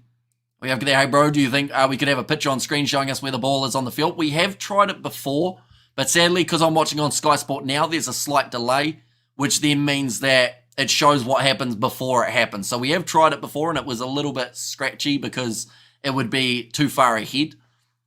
But I'll try my best to describe where they are at the moment. 40 metres out, the South Africans from their own line. Drop ball from Mako van Staan, and that's the first time we've seen Sasha Feinberg Ngome Zulu actually have the possession in quite some time. Chisholm Colby doesn't catch it, so it gets it back to Marika Korombeti. Tom Wright looking for the 50-22. Two Springboks back there to cover, including Makazole Mapimpi, who leaves it for Feinberg Ngome Zulu. Great boot from the youngster, but great hands from Noah Lolesio. He's done the step, gets round one, puts the chip in behind, open space here for Lolesio, but it sits up for his young counterpart in Ngome Zulu, looking for a 50-22, but Nick White is back there to be able to cover. That man looked like he was running with lead boots there for a second, wasn't really able to get into second gear. We have got there, gutted says Zion. We have got there, go, the box says Marius, South Africa in wet weather, making Australia look better than they are, says SS, and yes, Mapimpi says Etzebeth. Was that a tackle off the ball from Morne Vandenberg? Yep, it was. A tackle off the ball. I think they are checking this one now. And they are going to go back for the original penalty to the Australians. How far into the game are we? We are currently sitting 35 minutes into this contest. And the score currently sitting 6 points to 11. This is another opportunity if Australia want to take on 3 points. But I have a feeling they might be considering going for the corner here and get a little bit closer in this contest. I'll take one of them by myself, says RKO. And we over there, South Africa need to try before halftime, or need to try before halftime, says Berenice. Now, looks like actually they are going to take on the kicking team, Noah Lolesio. Try and close this gap. Currently 5 points difference between the two sides. If this kick goes over, would make the difference just the 2. And Springbok Nature, when it rains, take a walk and a nap under the tree. Says more digital media and go for the corner Wallabies. And yeah, it's an interesting choice for them here, but it is a slightly easier kick than I thought it would be. It's 46 metres out though, not exactly the easiest kick that you will have in wet conditions. But Noah Lolesio backing himself to be able to get this kick over and close that gap to within a penalty between the sides.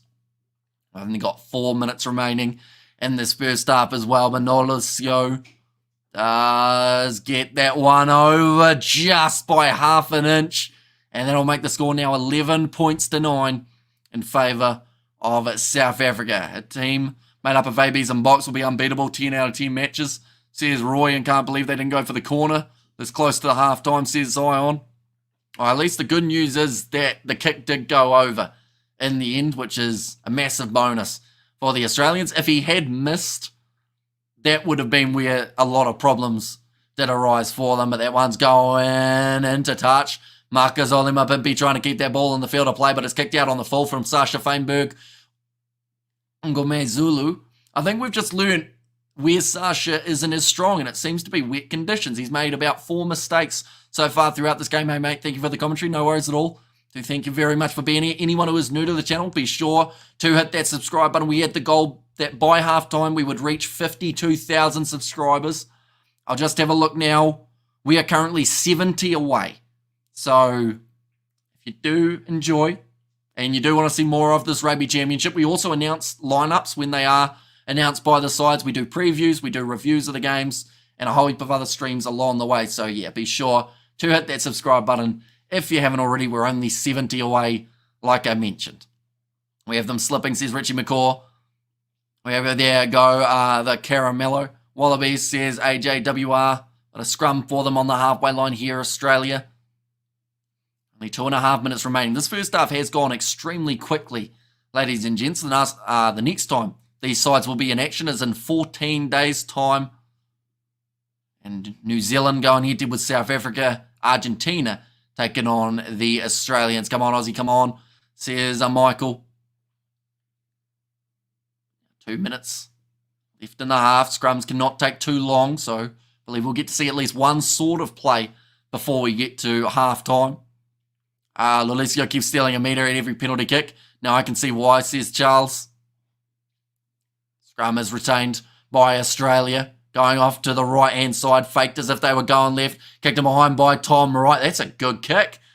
And that is going to now be a line out. Oh, it's a 50-22 for the Australians. The scrum was on the halfway line, so that was a little bit interesting. If the ball was put on the halfway line, is that a 50-22? I think it's counted as one anyway. But they did just show Salman Moura. He will not be back in this game. Did fail his HIA, I believe. And we have got their rugby needs Aussie to be competitive again. And this game makes me feel confident as an ABs fan going into next week, says Stephen's uncle. Now, we should mention it is not next week the game has taken place, the week after, just to make sure everyone knows when that one has taken place. First week of September, big run from Harry Wilson.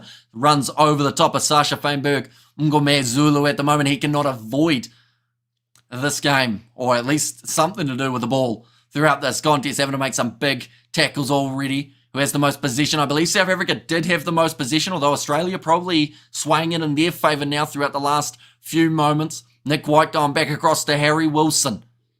Let's get taken down well by the South African defence, who have given away another penalty here. Australia playing under penalty advantage with 40 seconds left in the first half. It would be a kickable 3. Nola Lesio trying the up and under. Marika Korombete chasing after that and up Lilifasi, the man who does take it well. But Australia now have the chance to go into the halftime break in the lead. Would be 12 points to 11 if Nola Lesio does get this kick over. I'm South African, says a dripping. And also we have got their, September 1st, ABs versus the Box. Says Stephen's uncle's playing on penalties, says Elizabeth. Looking fresh, lad, says Richie McCaw. Looks like Alan Alatoa. He's saying it hit him on the shoulder. The medics are saying you need to go off for an HIA. He's going, who? You know, he doesn't look too good at the moment. Alan Alatoa looks like he's squinting. He said he just needs some time. I think I just read the lips there. He might be taken from the field very soon. We've got their typical Box game of 80 minutes of penalties. Says what happened. And why I had to look for your channel and didn't get a notification, says Bongi. That's a good question. If you do look down below where you've got subscribed, there should be a little bell that you can hit that will notify you. As rubbish as expected, 10 changes, arrogant, says me and my buddies. And at least the Australians are better rugby players than break dancers, says Rochelle there. And let's go to the Box 29-17 final score, says LaRue. Now Australia going to be lining up this kick. It's the halftime siren now just sounding, ladies and gentlemen. It is an interesting one because we've seen one try. It was up a Lilifasi. Other than that, though, we haven't really seen a huge amount of dominance from either of these sides. South Africa have been very strong on a counter-attack. But, Lolesio has missed that one, which means at halftime the score is going to be 11 points to 9. South Africa still leading in this match up against the Aussies. But Optus Stadium, certainly wet, like we said, shocking kick. What is the score at full time? Well, we are at halftime. At halftime in this game, it is 9-1-1 or 9-11 in this case. And we have got our Box will come around in the second half, says Marius. Looks like they're going to be talking to Marika Korombete. He had some decent moments, but at the same time, I don't think he was involved enough at times in terms of the running game. What a shocker, says Glenn. And good miss kick. Waiting for the second half going to be fireworks, says Berenice. And pathetic Noah says, annoying. That's the sad thing for him. Like, he nailed the kick beforehand. I didn't click subscribe, just press it now, thanks, says Bongi. Anyone who isn't already subscribed, be sure to hit that subscribe button. We are back each and every week with the Rugby Championship. Next week we are doing the Pacific Nations Cup. We are also giving you guys the lineups when they are announced by the teams, previews, reviews, the whole lot. will be on the channel as well. And we are currently only 17 away from 52,000. So if you want to help us get to that milestone, be sure to hit that subscribe button. But looking through at some of the stats to do with this game, we've seen some good moments from both sides, but at the same time, there have been far too many errors that have been made. Yes, some of them can be blamed due to the wet conditions, but alongside that, I feel like South Africa, when they look at what they did as a whole for that first half, they will feel they should have been in the lead by a lot more than 2. Australia haven't really looked like scoring throughout this match. Don't like this ref control at scrum time. Keep Wallabies in the game, says Mr. RB. And how's it, Hamish, brother? Says Birdie V. And also time to bring on the experience, says Jan. Yeah, I don't think we'll be too far away from seeing some of those experienced heads making their way on. We've already seen Ibn Itzbeth on the field. That is due to the injury of Salman Morat. Did end up failing his HIA. And then also off the bench, I mean, well, in fact, we can show you exactly who is going to be off the bench for the Springboks side. One moment. There we go. For the Springboks, they have got Malcolm Marx. They have got the option of Oxnashan, Vincent Koch, huge amount of power in that department, and also a lot of experience when it comes to the scrums. Huaga Smith, Grant Williams, Mani Libok, and Andre Pollard. This is one of those games that having an extra fly half might actually be a good thing. I don't think Sasha Feinberg Ngome Zulu has actually had a very good game at all, which sounds harsh, of course, but he just hasn't found his rhythm. He's had kicks out on the full. He's had handling errors. The list goes on for that man. But looking through at some of the stats for the first half, ladies and gentlemen, while we also will be reading some of the chat. Got their Springboks as a bad show first half. Bring on Pollard, says Penelope. Yeah, match facts so far for this game. We have seen 236 metres carried by the Springboks, 101 metres carried by the Australians. 7 defenders beaten by Australia compared to the 4 of the Springboks. 5 clean breaks for South Africa compared to the 1 of Australia. And then also when it comes to tackles, pretty even overall. 63 made by Australia and 52 made by the South Africans. Penalties conceded. We have so far seen 5 against South Africa, 3 against the Australians. We have also seen 8 scrums throughout this match. In fact, it might even be 9 scrums and about 12 lineouts in that first half as well. Kwaka Zateria, bring him on, says Hillary, and Australians are building. I think the box is a little too much at the moment, says Jake Toa, and sad performance from the box, says more digital media, and young guys in South Africa B-side letting the moment be too big for them. Stupid era. South Africa could have been around or could have been ahead by 15. I hope the Springboks players know that they let us down in the first half. Yeah, although that's not what they want to hear. They will want to come out in the second half, have a much better performance. We've got to remember, it's very hard to tell if the more experienced Springbok side would have also had these errors. I would say to a certain extent, yes, because it's not looking nice at Optus Stadium. In fact, it's probably about the worst conditions that they could have asked for this game. The only thing that would have made it worse was if there was a howling wind that was also blowing. First half is done. Our lineouts are going poorly. We are not gaining much ascendancy in the scrum today. Put Ox on for Kurabala and have Vessels go to hooker. Let's see what may happen.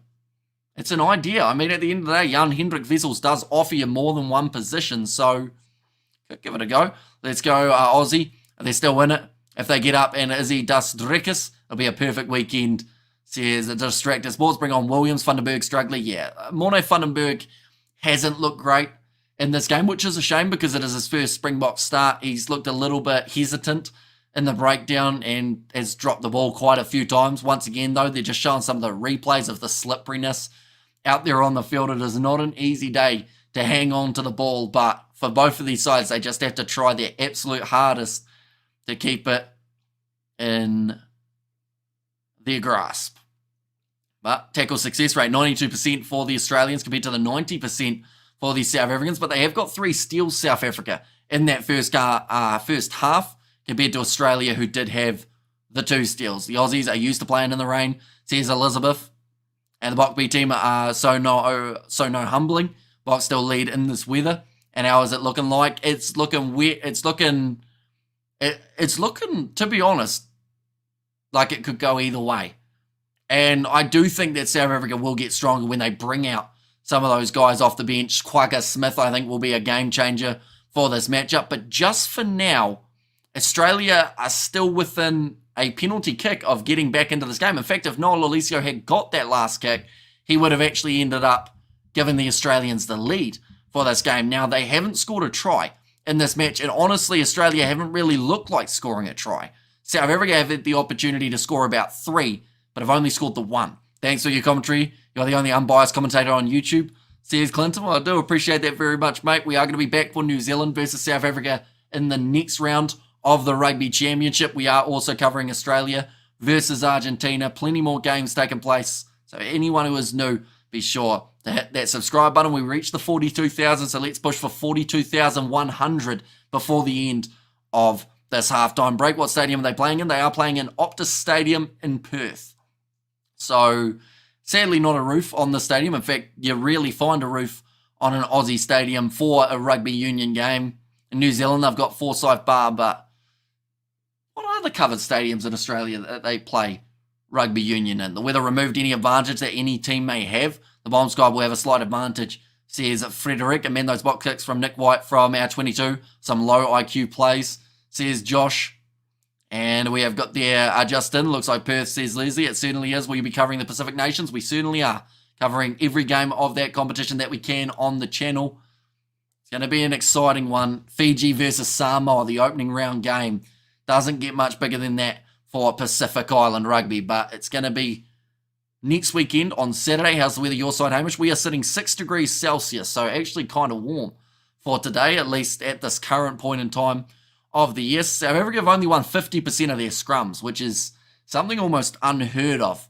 They haven't found their feet in that scenario, but maybe, you know, if it all goes right, I could see them making a little bit of improvement in that second half and maybe getting a bit more of an advantage in their favour. The Box will get it together.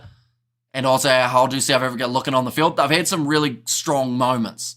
The problem that they've had is that last 5 metres out from the try line, that's when they've struggled. New Zealand, South Africa on my birthday, I'm torn between going to watch somewhere or watch with Hamish. Says Night Out. I mean, if you've got the potential of going somewhere, hanging out with your friends and watching the game, I would 100% say go for it. Although saying that, I feel like we've got that community as well, that if you want to hang out on this live stream, there'll be plenty of people wishing you a happy birthday. Reckon there the Box will get it together. And also Scott Robinson taking to Steve Adams, or talking to Steve Adams a lot. Maybe he wants him in the lineouts, says the Wallaby.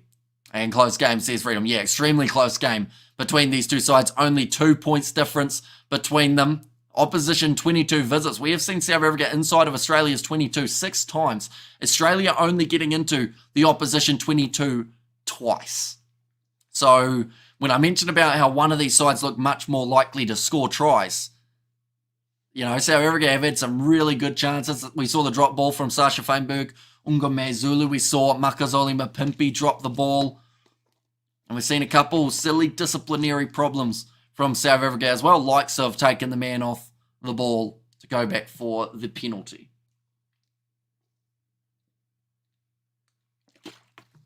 This game might come down to a drop kick. It's a possibility, to be honest. Like, it's close enough at the moment that I could see us having a drop kick. Maybe if it's not even to win the game, we could see one take place at some point. I think that the big thing's going to be discipline in the second half, because if either side gets a yellow card, I feel like you're at that huge disadvantage. And in wet conditions, it can feel like even more of an advantage for the side with 15 Pollard to come on at 10 minutes in these conditions. In South Africa, they teach you how to drink brandy and Coke in primary school, says Albert. And New Zealand rugby drink beer, or New Zealand rugby drink is beer. Aussie probably beer as well, says Heaney. And losing to a Springboks team, says Sun.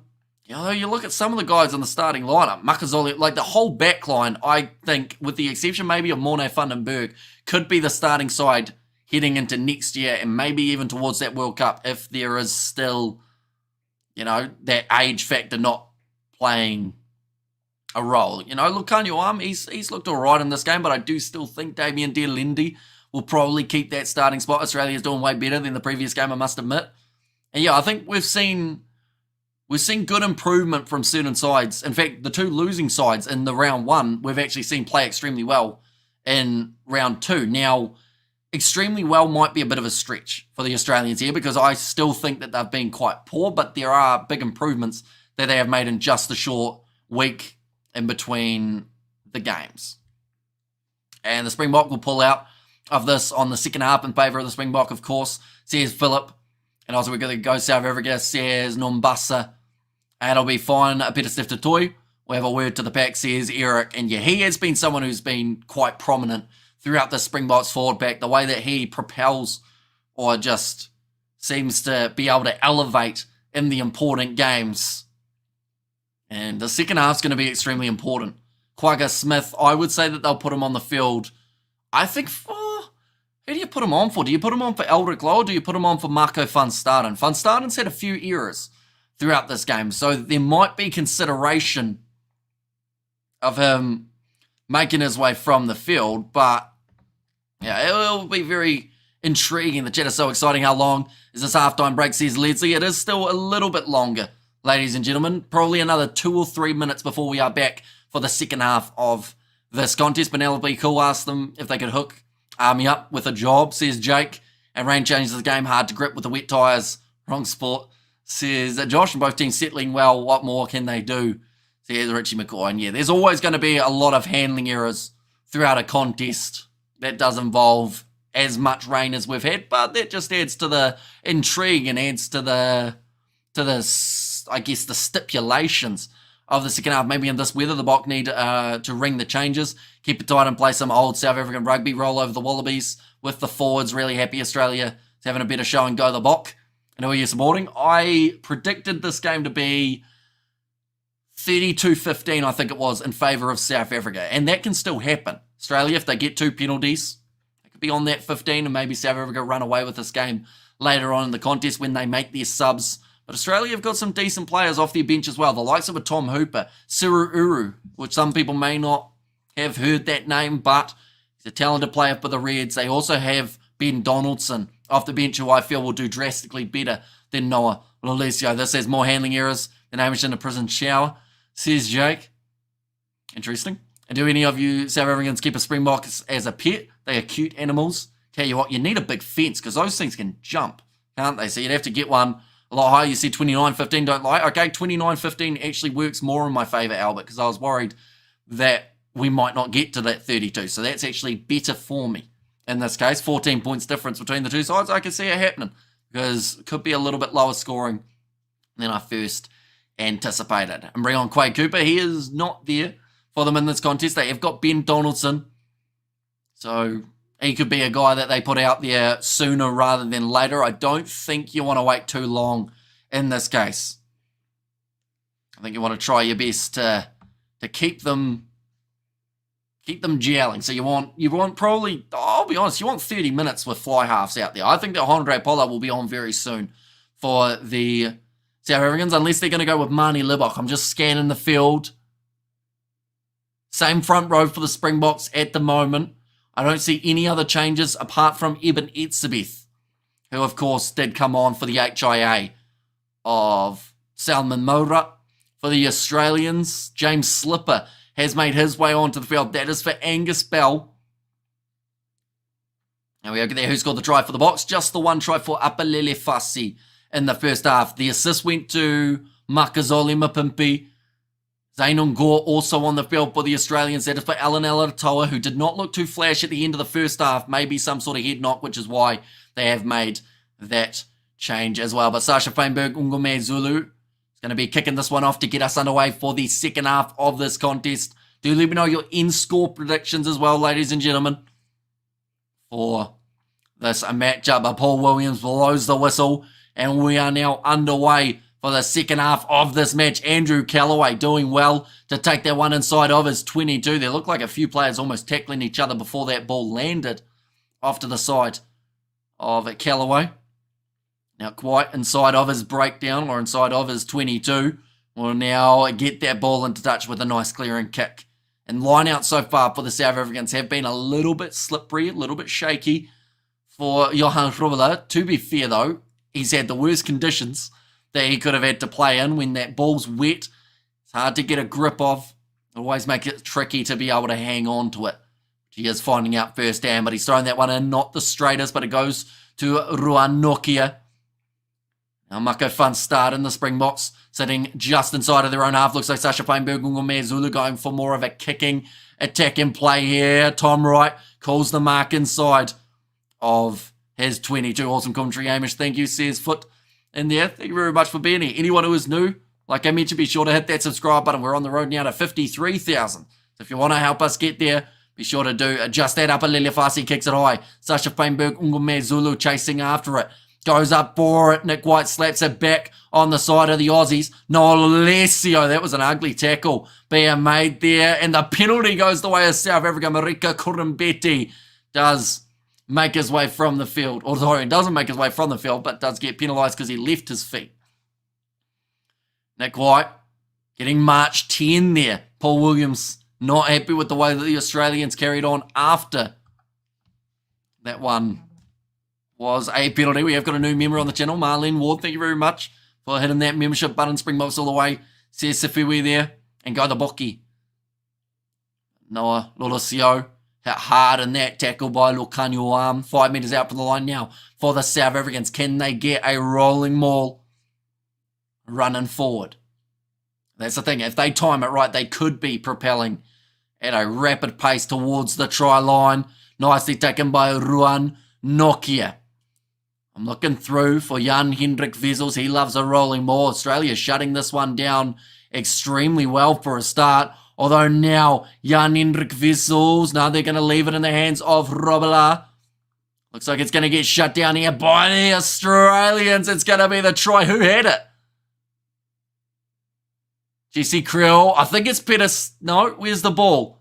Elric Lowe. No, it's Mako Van Staden. We couldn't tell because there was a mess amount of men just there. It looks like Mako Van Staden has scored the try off the rolling maul now for the South Africans. Look at there, the Brisbane win was 33-7 to South Africa. So go, boys, says Penelope. That rolling maul kept it structured in a moment where it just didn't really look like it was going to be the easiest one to be able to control, but they do get over for that try, the Springboks. And yeah, I think it's Mako Van Staden who goes down and just gets it over the try line. Typical of the Wallabies to let them through straight away, says Zion. And go, Cheslin, where are you? And it was a good timing for that try, says Stefan. You wonder whether or not the extra 10 metres that the Aussies got marched for talking back to the referee, was that the difference in the decision making for South Africa for going for the corner and getting within 5 metres? It would have been a much tougher kick 10 metres back. They made the most of it, making a statement there.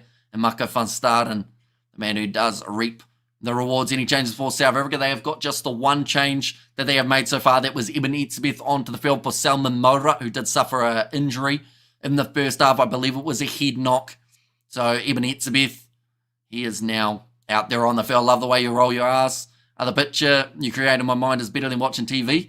Says Basil, thank you very much, mate. Morne Fundenberg kicking that one for touch inside of his 22. Now 40 metres out. Australia need to find an answer straight away here if they want any chance of being able to get the win. Oh, Okneshe. He's going to make his way on. That is for Jan Hendrik Vessels. Malcolm Marx making his way on to the park as well. That is for Johan Robela. And is there going to be the other change? Are they going to take off Thomas? The toy doesn't look like it. At this stage, just the two subs for the Australians. Rolling maul now for Australia. I've decided if it worked for South Africa, maybe it will work for us as well. Nick White rushed defence there from the Springboks, getting up extremely quick. White, 30 metres out from the line. Big shot coming in on him. Round the side of the breakdown when he picks and goes. Anola Alessio looking to the left-hand side. Gets it away to Zane Ngor. Alessio. To the right-hand side again. Tom Hooper, he is on the field for the Australians. Playing the 9 penalty. Going the way of Australia. And no load shedding in South Africa for 142 days straight. I'm watching the game on TV, but as well in one ear on my phone. I have the feed going Kiwi Lads, says 1 pair. So hopefully we are relatively synced up with yourself. Are you wearing pants? We need to know. I have got pants on, but not suit pants. I just got the normal pants. In this case, looks like there's an injury for, it looked like Noah Lalicio, who is down. A lot of support for the Springboks in Perth. And it just seems to be that no matter where they play in Australia, they've got a pretty decent crowd that do end up showing up to watch them play. In fact, it's Hunter Paisami, my apologies, who has got the bit of an injury. I love the neutral commentator from now on. I'll follow you, mate, Wimpy in South Africa, so do appreciate you being here. We are going to be here for all of the games of the Rugby Championship. We are also covering the November internationals, the Pacific Nations Cup. Noah Lalicio, oh, he just gets it over, hits the post, and continues through. And that is now going to make the score 12 points to 18 in favour of still the Springboks. I speak to you saying you only have boxes on, says one. And also, what a dumb game, says Jason. In what regard? Because of the rain or just because of the score, or what's the go? Jason, it's going to be kicked off by Sasha Feinberg, Ngome Zulu. Nicely taken by Rob Bellatini inside of the Wallabies 22 again. Nick White will roll it back and look for the kick downfield. Does look like it is going to go into touch there for the Australians. Go the buck, go. And who can't wait for Rekas and Adesanya. It's going to be an epic fight. That one, even like the prelims as well, and the ones that are fighting on the main card. Dan Hooker in action. Going to get to see Steve Ersic go head-to-head with Kai Kara France. There's a lot of good fights. Tai Tuivasa on that card. And also taking place from Perth, so we may even see some Springboks in the crowd possibly. But it looks like Max Jorgensen about to make his way onto the field. This is going to be the youngster's debut. First cap for the Wallabies, maybe the first of many. He is on the field for Hunter Paisami, who will make his way from the field. The evergreen Malcolm Marx. He's old, reliable Malcolm Marx, and he will... Oh, there we go. 14th father-son combo for the Australians. Yeah, you know you're going to get around that 8 out of 10 for Malcolm Marx, if not a little bit higher if he's getting into those breakdowns. I told the other channel I'll give him a mince, but he stopped his broadcast. Says Peter. The other channel. Is that like one that had the game, Peter? And Reka's going to beat up the Chinaman. Says Steve, that's knocked on by Chislin Colby. Cleaned up now by the Australians. A little bit of skill. Oh, Lucanio Arms landed on his head there. They will go back for the original knock on. Just a half mistake there. Costing them a bit. And DDP would be laying face down, ass up in a pool of blood. Says Kirshen, Etzebeff and Khaleesi are walking out with DDP. Says Gerald there. And Drek is going to beat up. And I read that one, and what did Nick Knight do there? So, oh, they're going upstairs. They're going to check this to see if Nick White played the man in the air. Yep, he had intent. He looked at him, and Nick White, I mean, the argument for Tate McDermott to be on the starting side is becoming more and more evident every time we see that man start, Nick White. And DDP is going to whip that boy, says Marius. We have got there, DDP will be laying... Oh, no, I read that one. Hamish will take your place if you have to rush to the toilet, says Craig. Well, I went before the stream. I was strategic this time. I thought that my bladder was stronger than it was last week. So, but then saying that, I did drink a full one of these. So that was probably why. That was an illegal broadcast. No one. And this down as DSTV, says Peter. Looks like James Slipper now going to have to make his way from the field. The question is Nick White going to end up getting penalised? No, he's not. It's actually going to be the scrum feed. We'll give Rich Boy something to cry about.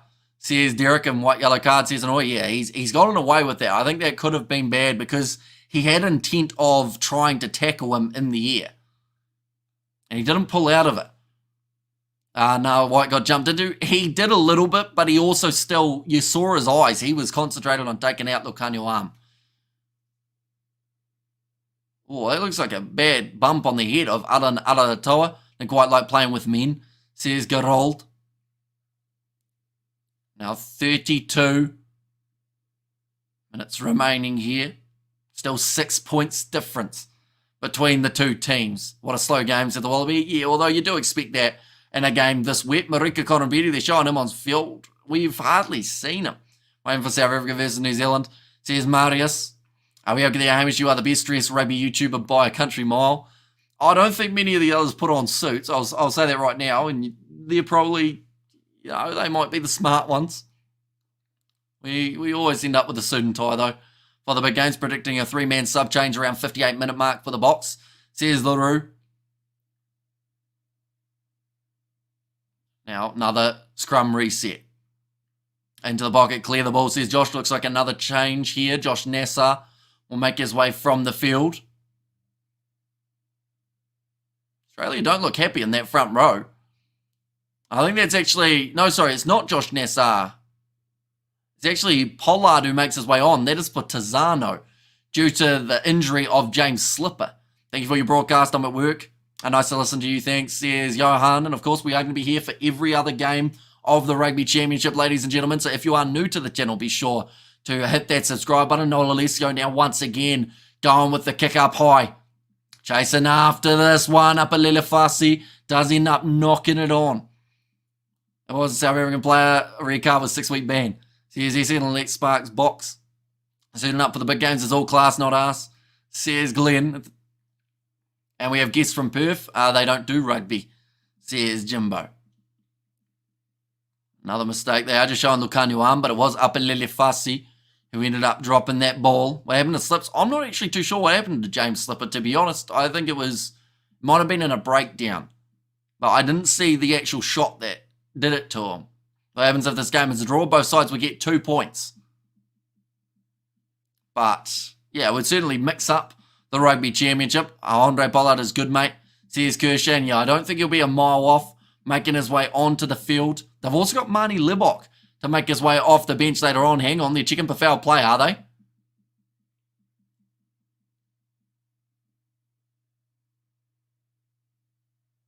Okay, Luke Pearce is just... Hang on, they're bringing Carlo Tizzano back onto the field. Because it's an HIA, Australia is still allowed 15 on the field because it's an HIA. But we do see Grant Williams also make his way onto the field. That is for Morne Vandenberg. He hasn't had his best showing, but there is still a bright future for that man. We have there, you're going to cover the Drakkers fight. I have a feeling you'll make the fight HD on my Minds TV. Says Basil. I do want to. There is a chance that I might be watching it with quite a few people, though. So if I'm watching it with a few people, I probably won't be able to do the stream for that fight. But if I'm not watching with other people, then I think we should be able to do it. Listening from South Africa, thank you for this. It's an early morning start for you guys in South Africa too, about 5 a.m. I think the main card does start. Now, Waikato pass from the Australians. This is their best attacking chance in a long time. They haven't really had too many chances to crash into that 22 of the Springboks. They are yet to get there, still about 30 metres out. Nick White going back across to Hunter Paisami. Now only 30 minutes remaining. Bomb squad, please, blocks. And B-side handling is shocking. Says SS. Almost a turnover for Thomas Detoy, the only man in the front row who has remained at this stage of the match. Already Malcolm Marx and also Oxneche are on the field. 5 phases for the Australians. That is almost the most that they've had throughout this match, I would say. Pollard gets it away to Tizano. Now Nick White goes across to Zane Ungor. Ends up slipping. Noel Alessio gets another pass to Nick White. White cut out to Lukan Salakai Lotto. South Africa's rush defence are just all over them. And they can't get that forward momentum at the moment for Australia. Do you listen to the commentary while you commentate? Thanks for the channel. I have the commentary very, slightly in my ears. I can't hear what they're saying, but when the TMO's talking, that's when I normally can hear a little bit more, a little bit of a slip there from Sasha Fambo Zulu. They have kicked it in behind there, Australia. And undercard starts at 4 a.m. So DDP versus Izzy might be fighting at about 6 a.m. here in South Africa. Says a big Chubbs. And to Port Labok, says Sean. A fight at 4 a.m. We go to the local pub at 3 a.m. Going to be fun, says Jacqueline. And please tell us the replacements on all of them now. So at the moment for South Africa, Thomas Detoy is just making his way from the field. That is going to be for Vincent Koch. They have also made the change of Malcolm Marx Eben Etzebeth, Oxnashare. They have got Grant Williams on the field. Those are all the changes for the South Africans at this point. Although, is there another change? No, it doesn't sound like it just yet. Then for the Australians, they've got Zane Ngor, they've got Billy Pollard. James Slipper was on, but he is now back off due to his injury. That's close to the try line there for the South Africans, their own line, that is. And we go get their South Africa's ball. Let us win as a donation. Says, cool story, bro. Kick downfield. 40 metres out. Noel Alessio. Tom Wright. Going for the cross kick. This could no. Once again, it's gone into the hands of South Africa. They just can't find Callaway with that cross kick. They've tried it twice. And both times, we have seen South Africa get the possession back. Good night, Hamish. Off for now. Might come back later. See you, lads. See you later. Richie McCaw. Grant Williams going off to Sasha Feinberg, Ungomar Zulu now to Jesse Krill. He has had an extremely quiet game throughout this match. And watching in Samoa, it's 12, says Via there. So I do appreciate you being here. We are covering Samoa versus Fiji next week, Via, so be sure to stick around for that one. It's like Nick White, a little bit slow, getting back up to his feet.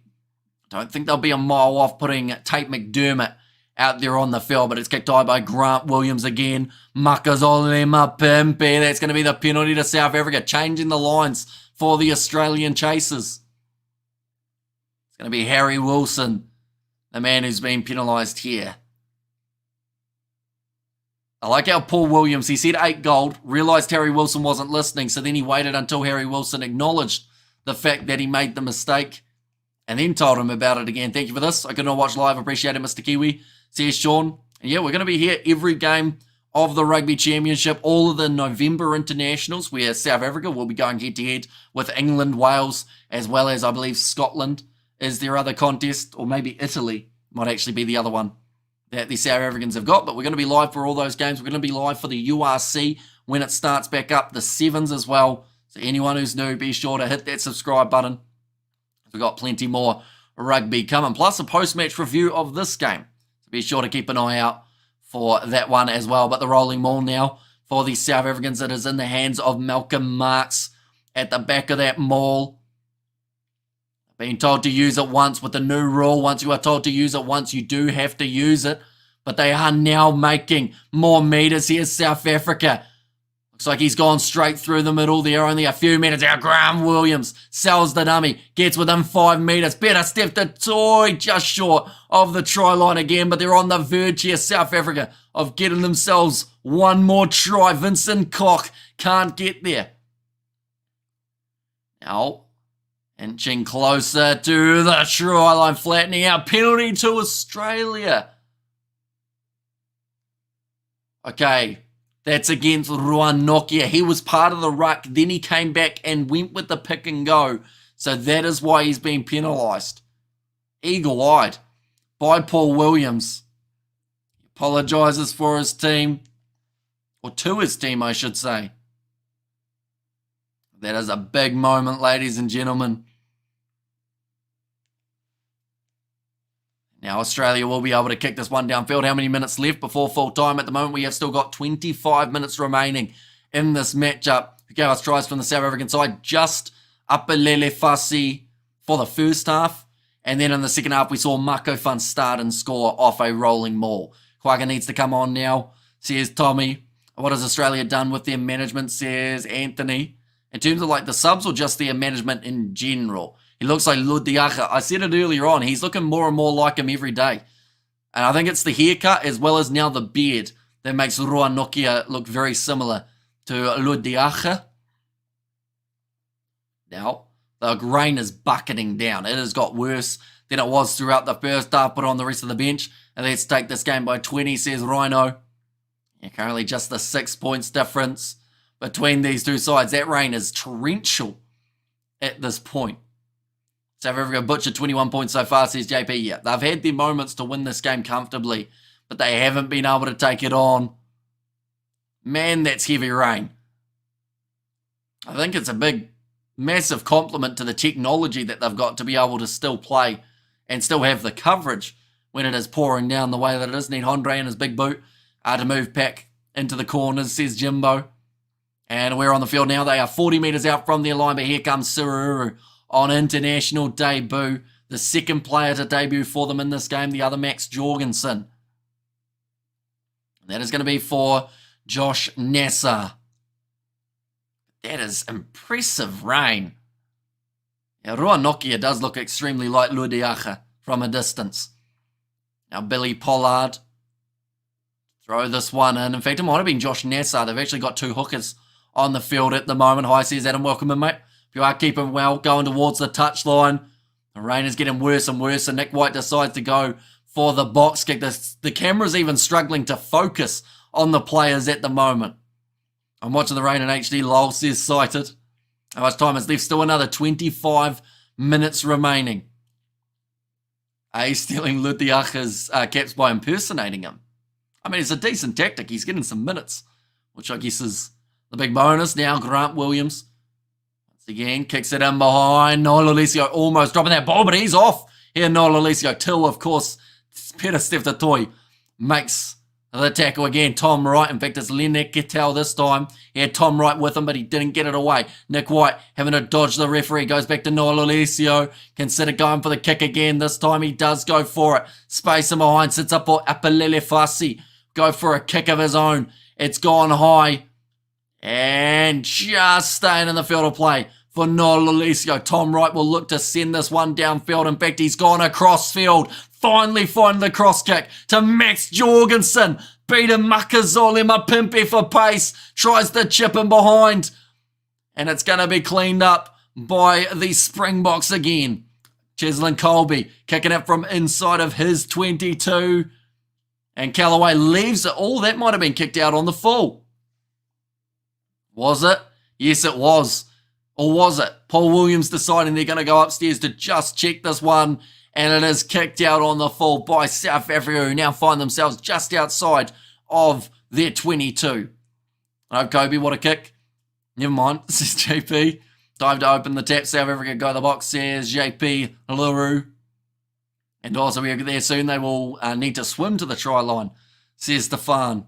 What are you drinking today, says Dazzle? I have got myself a nice big bottle of water. Sadly. Wasn't for the rain. Think Box would be away by 30 already, says SS.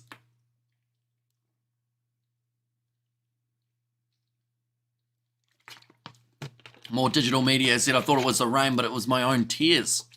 And time left, still another 23 minutes left in this game. Knocked back by Australia. Marika Koromberi. That's almost his first run of the day. With the exception of maybe one in the first half, but I can't really remember it. Now offloaded back. Good pressure from South Africa again with their defence. Australia haven't entered the 22 of the Springboks too often. It's mainly that rushing up that we've seen now. There just isn't really a gap there ready for it. Little grubber behind though. Cheslin Colby is ready for that ball and will kick it downfield. And this time is able to put it into... oh, it's a 50-22, is it? Not quite. Just short of the 22. And there is now going to be a sub made. Tom Hooper making his way onto the field for the Australians.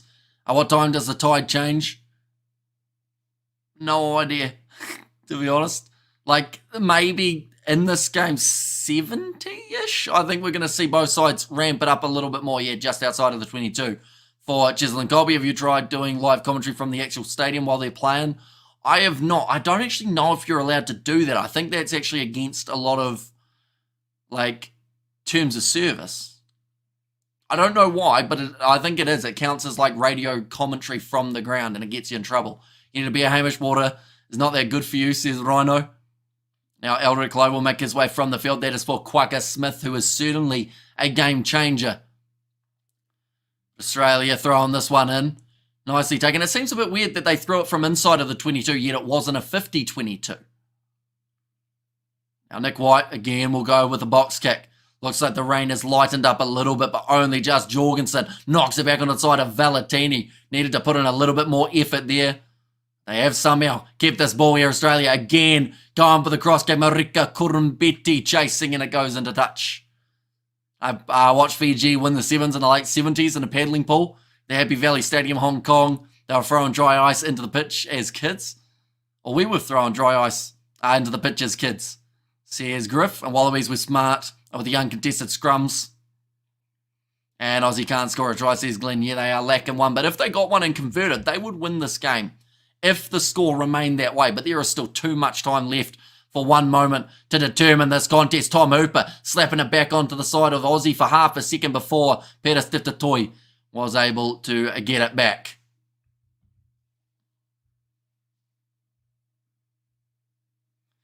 Now they've been told to use it.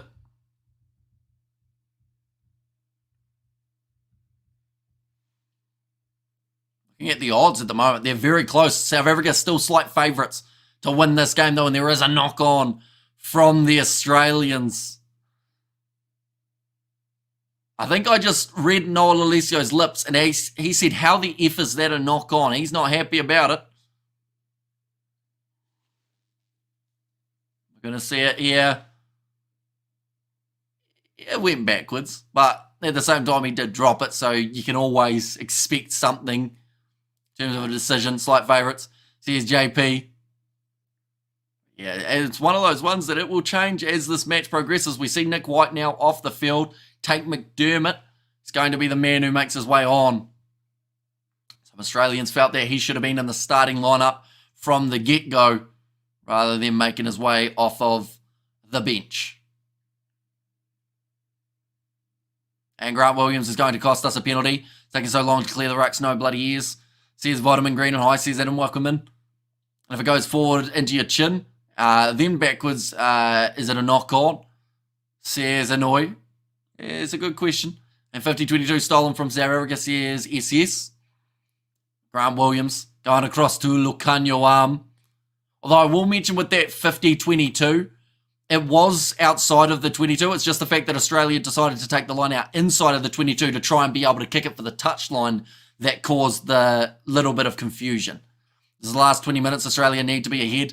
I don't think they have a chance now, and they are on attack at the moment. These South Africans, Grant Williams, going off to Oxnechere. Once again to Vincent Koch. Rob Valentini wanted the turnover, but there is going to be the initial penalty that they do go back for. Great teaching moment for the new players. I would have McDermott for the full game, says Glenn, and Quagga is on. He certainly is. Looks like Apalele Fassi has the ball in hand. I don't think he'll be kicking this one, but someone should be. Going for the 3 points here could make all the difference.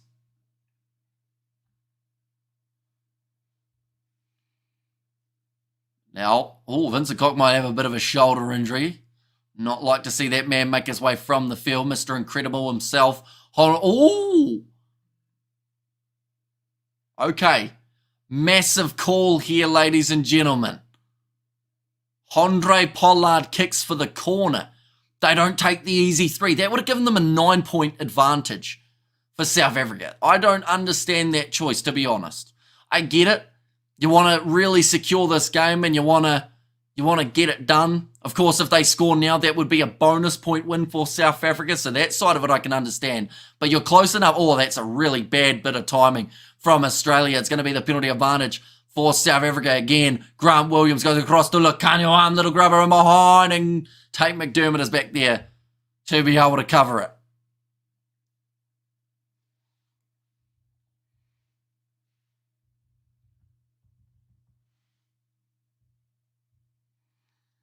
McDermott almost eating the post in that case.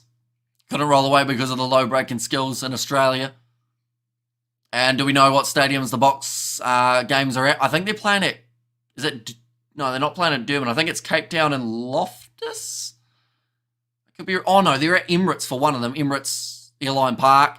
That's an ugly line out again. Someone's gone down for the Australians. I think it's... Malcolm Marx down on his knees, got back up. That's not a try. They will have to check that one, I think. He's not allowed to be grounded there, Malcolm Marx. But if he is, it's a try. They've been awarded it, but he did lose his footing at the back of that rolling maul. I'm surprised that they did look so quickly. Right, we're going to see the replay here. Malcolm Marx, he goes down. That angle's not going to show it. The other one would, though. He was tackled. Yeah, got back up. Had another crack when he lost his bind. Are they going to check it? No, they're not. It's a try for Malcolm Marx, ladies and gentlemen. I believe the try will stand anyway. South African playing for the bonus point. It looks like it. Sorry, he was not tackled. Says Vitamin Green. I didn't. Oh, Pollard not striking that one well. Oh, it's hit the crossbar, hit the referee, and it's no conversion added there. They're still holding on to the player. Says Evan. That's actually Aussie rules football. Arasi is here to stay on replay, crossing fingers, says Elizabeth. The try will stand, and it is now 23 points to 12.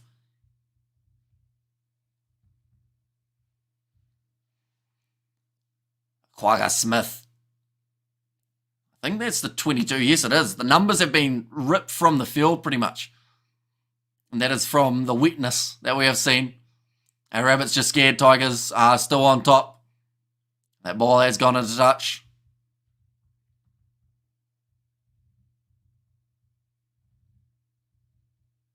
Now the odds have completely changed. They were already favourites, South Africa, but this one has bumped them up that little bit more. Looks like, Quagga Smith might be injured here. Marika Kurumbeti, the one who put the hit on, which pretty much straight away tells me there could be foul play because Marika likes to tackle high. Are they going to check it here?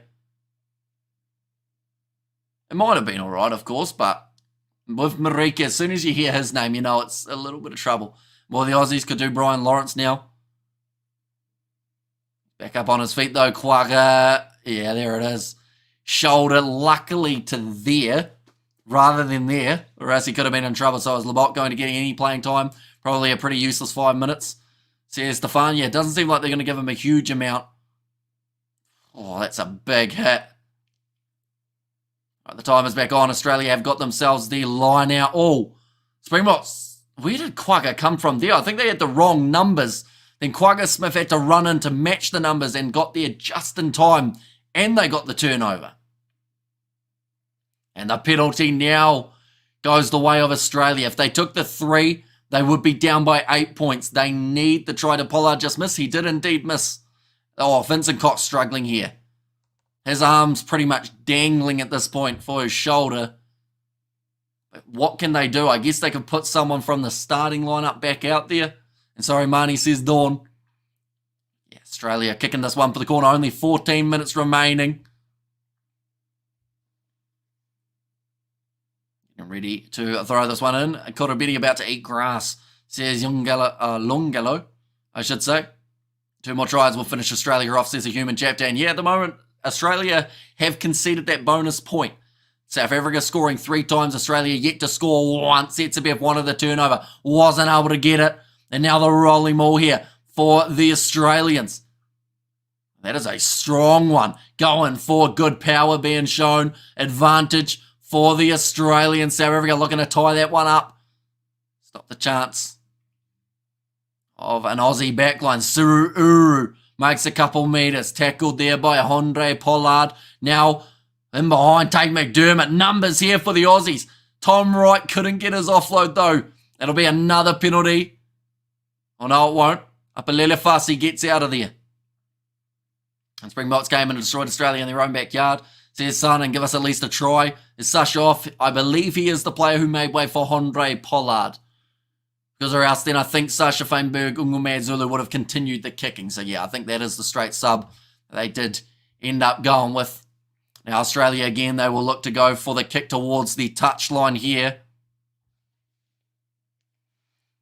2 penalties in a row. South Africa are being warned that if any more penalties are conceded down this end of the field, they will be sent to the bin.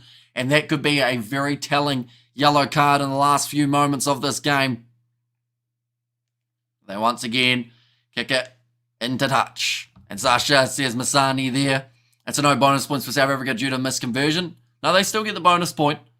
They need 3 or more tries than their opposition, and they are currently sitting in that position. But if Australia score here, it would take it away. It's a Beth. Oh, great hands from Pollard. But there was a knock on from South Africa. And we'll go back for the scrum. What position is Mani in? So he is not out there on the field as of yet. I assume that we might see Mani Libbok go to 10 and then Pollard go to 12. So that would mean Lukanyawam would be the player replaced. If this game was played in South Africa and good weather, the score would have been 50 points to 12 now. Says Makanara say every day.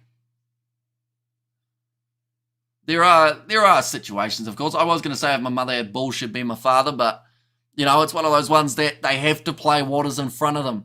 And, it's been a scrappy game, but South Africa's still starting to find their momentum. Where's the scrum taking place? It is 7 metres from the South African line. Non-contested scrums means that Australia have got a really good chance of getting some forward momentum.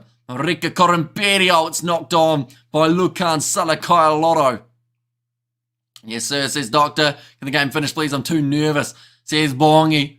Kick downfield. It sounds like there's fireworks going off at the ground at the moment. South Africa will obliterate the Aussies. Says Hamant there, and Quagga is goated. Yeah, one of the best players, if not the best, off the bench. I'm a Korean rugby player. I want to see the stream now. Please tell me how I can watch it. I'm not sure of the options in Korea. Unfortunately, your best option is to go onto the Rugby Championship website, though, and search where to watch. No tries for Aussies today. Go the box. Says Berenice. And the 4-time world champs, even if it's a B team, Bok all the way. Says Eben, but that ball's going to be knocked back onto the side of the Aussies. 11 minutes left. Harry Wilson on the halfway line, tackled by Nokia. He's had a pretty busy game. Here comes Suru Uru. Gets the offload to Tom Hooper. The two replacements for Australia linking up. Now wide cut-out pass. Good hands from right, but again can't find that next pass away. Oxnishare. He's asking.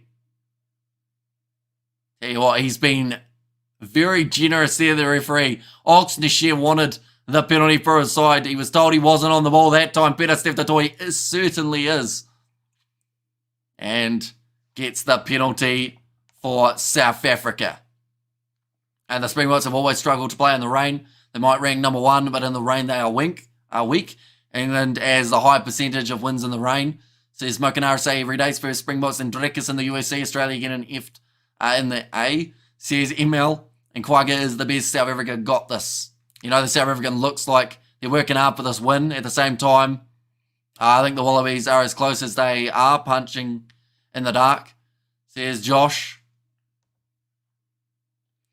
But just straight in there, Malcolm Marx is in there, making the tackle, and then Peter Steftatoi over the ball. It's the turnover, which was much needed. Now South Africa again will have themselves the line out just outside of Australia's 22.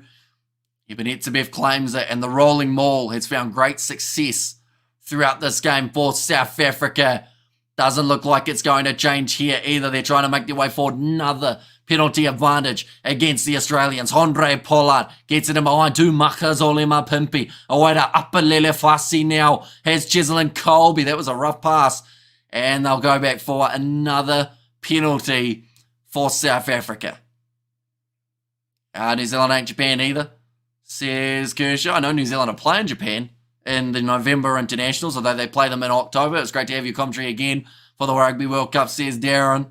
Yeah, we are going to be here for the whole of the Rugby Championship, so anyone who hasn't already, be sure to hit that subscribe button. It's got plenty more action taking place just around the corner. Sarah Ura getting a little bit of jowl on the hands, try and hang on to that ball. And Mani Libbok on, he certainly is. Has just kicked that one for touch, and it will only be 5 metres out from the line for the Springboks. We're going to Georgia at the end of the month. Looking to get a Georgian shirt. Why are we looking at your face? Says Siabonga. That's a good question. Fun fact, if you close your eyes, you won't be looking at my face. It's a bit of a magic trick for you. Nicely taken by Ibn Etzebeth now. 10 metres out from the line. Malcolm Marx, that's gone down again. Another penalty advantage for the Springboks at the rolling maul. Now, if you're the All Blacks watching this, you will be making sure you do not make mistakes there. Multi-Mani Libbok has dropped it, so they will go back for another penalty for South Africa. Now, we are getting very close, I would say, to seeing a yellow card for the Australians in this match. They have given away far too many just out from their try line. Wannabe show the stream, says Willie Engelbrecht. Willie, I love your work for the Pumas, mate. You do extremely well in the Curry Cup, although I'm not sure if you're still there. Also quite strong for the Lions, I believe. And how many bloody penalties will the Wallabies give away? Says on. Oh, no, they have gone to the pocket. Suru Uru will now get to go from the field for the remainder of this game. Was Marx try legitimate? They thought so. I did think that he lost his footing, which I thought then would mean at a rolling maul, if you go down on your knee, normally you do get told that you're not allowed to get up and go again. But I think because he kept his bind, it's a bit of a grey area. So I think it remained as the try. No yellow card for the Boks. Effing iron or Irod. I don't know what that is. But yeah, yellow card for the Wallabies, and that is another try. Malcolm Marx gets his second of the match now. Mani and Andre, same time, says RJJ, and Afalele says Misani there, but another try for South Africa. This game's starting to get a little bit more one-sided. My prediction, I can't even remember. I think I said 29-15 for this game, and we are getting very close to that. Oh yeah, I've got there. Nah, bro, be cool. Acknowledge the rain handicap, and one more, says Dawn. Yeah, nice, strong rolling maul again for the South Africans. Like I said, New Zealand and Argentina, they will both be watching this going. We need to work on our rolling maul defence, because if this happens in their games up against the Springboks, we could see a lot of tries in quick succession for this Bok side. Did any Bok replacements? The big guns go on the field recently. Marnie Libok recently making his way on. He was the most recent change. The real chance Strinkus will knock out Izzy tomorrow as well. Says Willie, yeah, that's a very awesome fight card. From start to finish, you know, Tai Tuivasa in action up against Rosenstruck. Oh, one of the medics has to try and run from the field, kick downfield from Jorgensen, who actually kicks it into a South African player. Australia will now have the line out from inside of the the South African 22. How much time is left? Currently only 6 minutes remaining in this matchup. And Aussies getting nailed, says RJJ. And the only thing the Aussies are winning this championship is the wooden spoon as a South African, without fear of contradiction. I can state unethically or unequivocally. That's a big word, Barbara. Unequivocally, that Hamish is the best English commentator in the world today. Much appreciated, Hamish. Says Barbara, thank you very much. I can't read that big word. I got there in the end, but it took a few goes, didn't it? Running onto it, Jorgensen knocks it on. South Africa back in possession. Mani Lebok thought about the cross kick, but instead will get it out wide to Upper Lelefasi, who has got Jesse Creel with him, cutting back inwards. Fend on Lena Katau. Why so much concern about the Rainboks are winning, says Craig, and can't play proper rugby in these conditions, says Johan. Although the good news is both sides are playing in the rain, aren't they? So at the end of the day, as long as it's even in terms of the weather conditions. Oh, big DDT coming in from Tate McDermott on Mako. Fun starting. Oh, yeah, I've got there. It's over, Dunko. We actually don't mind looking at your face, mate. Says Q. Thank you very much. Oh, beautiful cross kick to Peter Steph the toy. Tackled just short of the line and knocks it on, Jesse Creel. It was forward from the toy anyway. Mistake from the Boks. They have given up 5 tries in this game that they could have scored, which of course will be very frustrating for the Springboks, but improvement to be made in the very near future. But great low tackle made by Marika Kurumbetti, saving a certain try. Then Peter Steph-Toy, he went for the pass, but it was forward initially, and now it's Reka's turn to bring it home. South Africa versus the All Blacks will be epic, says Darren there. And South Africa versus All Blacks. Sorry, I just read that one. I almost read it twice in a row, didn't I? Okay, when I subscribe now, we are testing the new team, says Willie Engelbrecht. Our ball is going to be fed in by the Australians. Once again, still uncontested scrums due to the injury of James Slipper. Cheating so many chances shows how tough they are. Or creating, sorry. So many chances. Love your commentary. Impressed with your pronunciation than most of the Bok players, says Barry. Yeah, we're going to be back for the 2 massive games taking place between New Zealand and South Africa. Only 14 days' time, ladies and gentlemen. We are going to be on the channel doing those games, so be sure to hit that subscribe button. Now, rolling it back again for Australia. Only 3 minutes remaining in this match. Kicked high from Tate McDermott.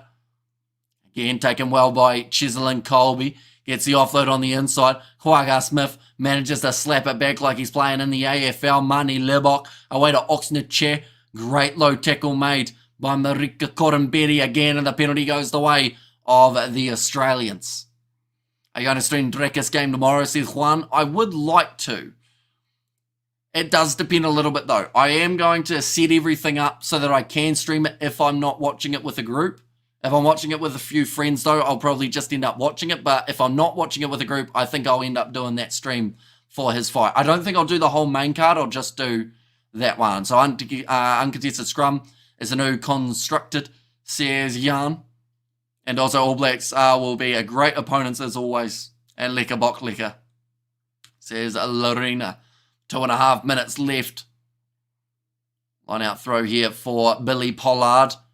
And it's nicely claimed by Australia. South Africa putting a huge amount of pressure on in the lineouts though. It has been very impressive throughout. Oh, St. Gore dropping the ball. It's every time now for the Australians playing in the butter before the game, obviously. That ball's just not sticking. How's the box kicking been? It hasn't been too bad. They've actually received probably more kicks from the Australians than they have from themselves. The Australians have tried about 3 cross kicks and only one of them have come off. The other have been claimed. Your group do any MMA, Hamish? I'm the only one. George watches a little bit of MMA with the big fights, but other than that, like it's mainly myself. So they wouldn't really know what's going on if we watch it in the group, but that is the possibility that might be happening. But we'll see. Hopefully we can just do the main fight. Would be pretty awesome. And I'm not a South African fan, but now I am. This is a great go, South Africa, says Rapatel. What is the score? Currently the score sits 30 points to 12 with only the 1.5 minutes remaining. I guess the big question is, if we were to do the UFC tomorrow, ladies and gents, would you watch the stream? Confirm a minute left. Yep, just 1 minute remaining. It's going to be a real early morning start for you guys in South Africa, though, if we were going to be doing it. What the hell is going wrong with Australian rugby? They'll be a class team. This is the best. Oh, that's been the greatest match ever commentated. I'm a fan. See you soon in my HD Mind TV. And yes, says Lorena, and yes, in UFC, yes, says TC. Even Etzebeth. He's had a big game, definitely because he came on the field a lot earlier than Salman Mora, or probably than everyone anticipated. Watch the stream tomorrow, says Calvin. Hamish KFC fun, says RJJ. Pity you can't be in South Africa in 14 days' time, says Walter. Now, nice sell of the dummy from Tate McDermott going across now. Here comes Marika Kurumbetti. Inside ball to Andrew Callaway. Now, Rob Valentini looking to the short side. Get some crowded effects. Play it continuously with a hot switch for cheers during exciting moments. Yes, USC stream, brother. Please do the URC. We are also, of course, going to be doing the URC on the channel. We have just seen and heard the siren sound. Well, we've only seen it. We can't actually see where they do the siren. Can you stream the game, please? Got to make it to the bar. Currently, you've only got about 20 seconds remaining. Australia have just knocked that ball on, and that is going to be the end of this contest, ladies and gentlemen. The big win for the South Africans. And they will now finish their 2 legs in Australia with 2 wins from 2. Great commentary as usual. Thanks, Hamish, says Russell. But yeah, big win for the Springboks side, who are now the only side who have 2 wins from 2 in the Rugby Championship. It was tough, that first half, only separated by the 2 points, but in the end, South Africa in the second half working their way towards the bonus point, which will be massively beneficial as they head towards the end of the Rugby Championship. And Sia Nebana escorting Drekas, so it'll be like a combo stream, says Lilia there. And a win is a win. Rassi has seen what he needs to see. I doubt the youngest to improve, says Gary. And also, how are you undefeated when you lost to Ireland like 2 games after the World Cup? That's not undefeated. Not like how 15 All Blacks went on a run. Although it's still they've won a couple important games. However, again, currently in this competition, they are undefeated. What time is DDP? I think it's about 6 a.m. South African time. But like I said, if I'm not watching it in the group, we will be doing the stream on the channel because that is going to be an epic fight between those two. But either way, we will certainly be watching, and it's going to be a very entertaining one. Who's the man of the match? I would say the Peter Steff or Marco van Staden, probably for me, would have got the man of the match here. Saw some good moments from Cheslin Colby. Malcolm Marx with the 2 tries off the bench. Fantastic work, Hamish. Leonard Loftus of South Africa. And also we have got there, how are the admin doing? Says Jade. And thanks, Hamish, for the excellent commentary for us here in South Africa. Says Simone, no worries at all. And we are going to have a post-match review of this match. We have got a new channel member, Tyrone. Thank you very much, mate, for hitting that membership button. And Peter Steff agreed. Says Villy. Hamish, you should go on a sports cafe. Says Glenn Woods. Time for DDP. Says 1. But yeah, I think it's about 6 a.m. South African time is when his fight is going to be taking place. I think it's about 4 p.m. or 4:30 p.m. New Zealand time. I'll have a very quick look on the TAB. They normally have the timings of the fights. Where are we? Adesanya Drakis, they're saying, is going to take place at 4:15 p.m. New Zealand time. So that is 6:15 a.m. South African. Fantastic commentary as always. Thanks, Hamish. Says Foot. Thank you very much, mate. Greatly appreciate it. And like I've said, anyone who is new, be sure to leave a like and subscribe. We are back each and every week. And plenty of action still to come up in this Rugby Championship competition. New Zealand going to be heading to South Africa. And then alongside that, we are going to get to see Argentina taking on the Australians. But thank you all very much for being here. Be sure to hit that subscribe button. We're on the road to 55,000 on the channel now. And we will have that post-match review. I would say go up in about 20 or so minutes time where we look through stats and everything along those lines. Thank you all very much for being here, and I will see you all for the next one.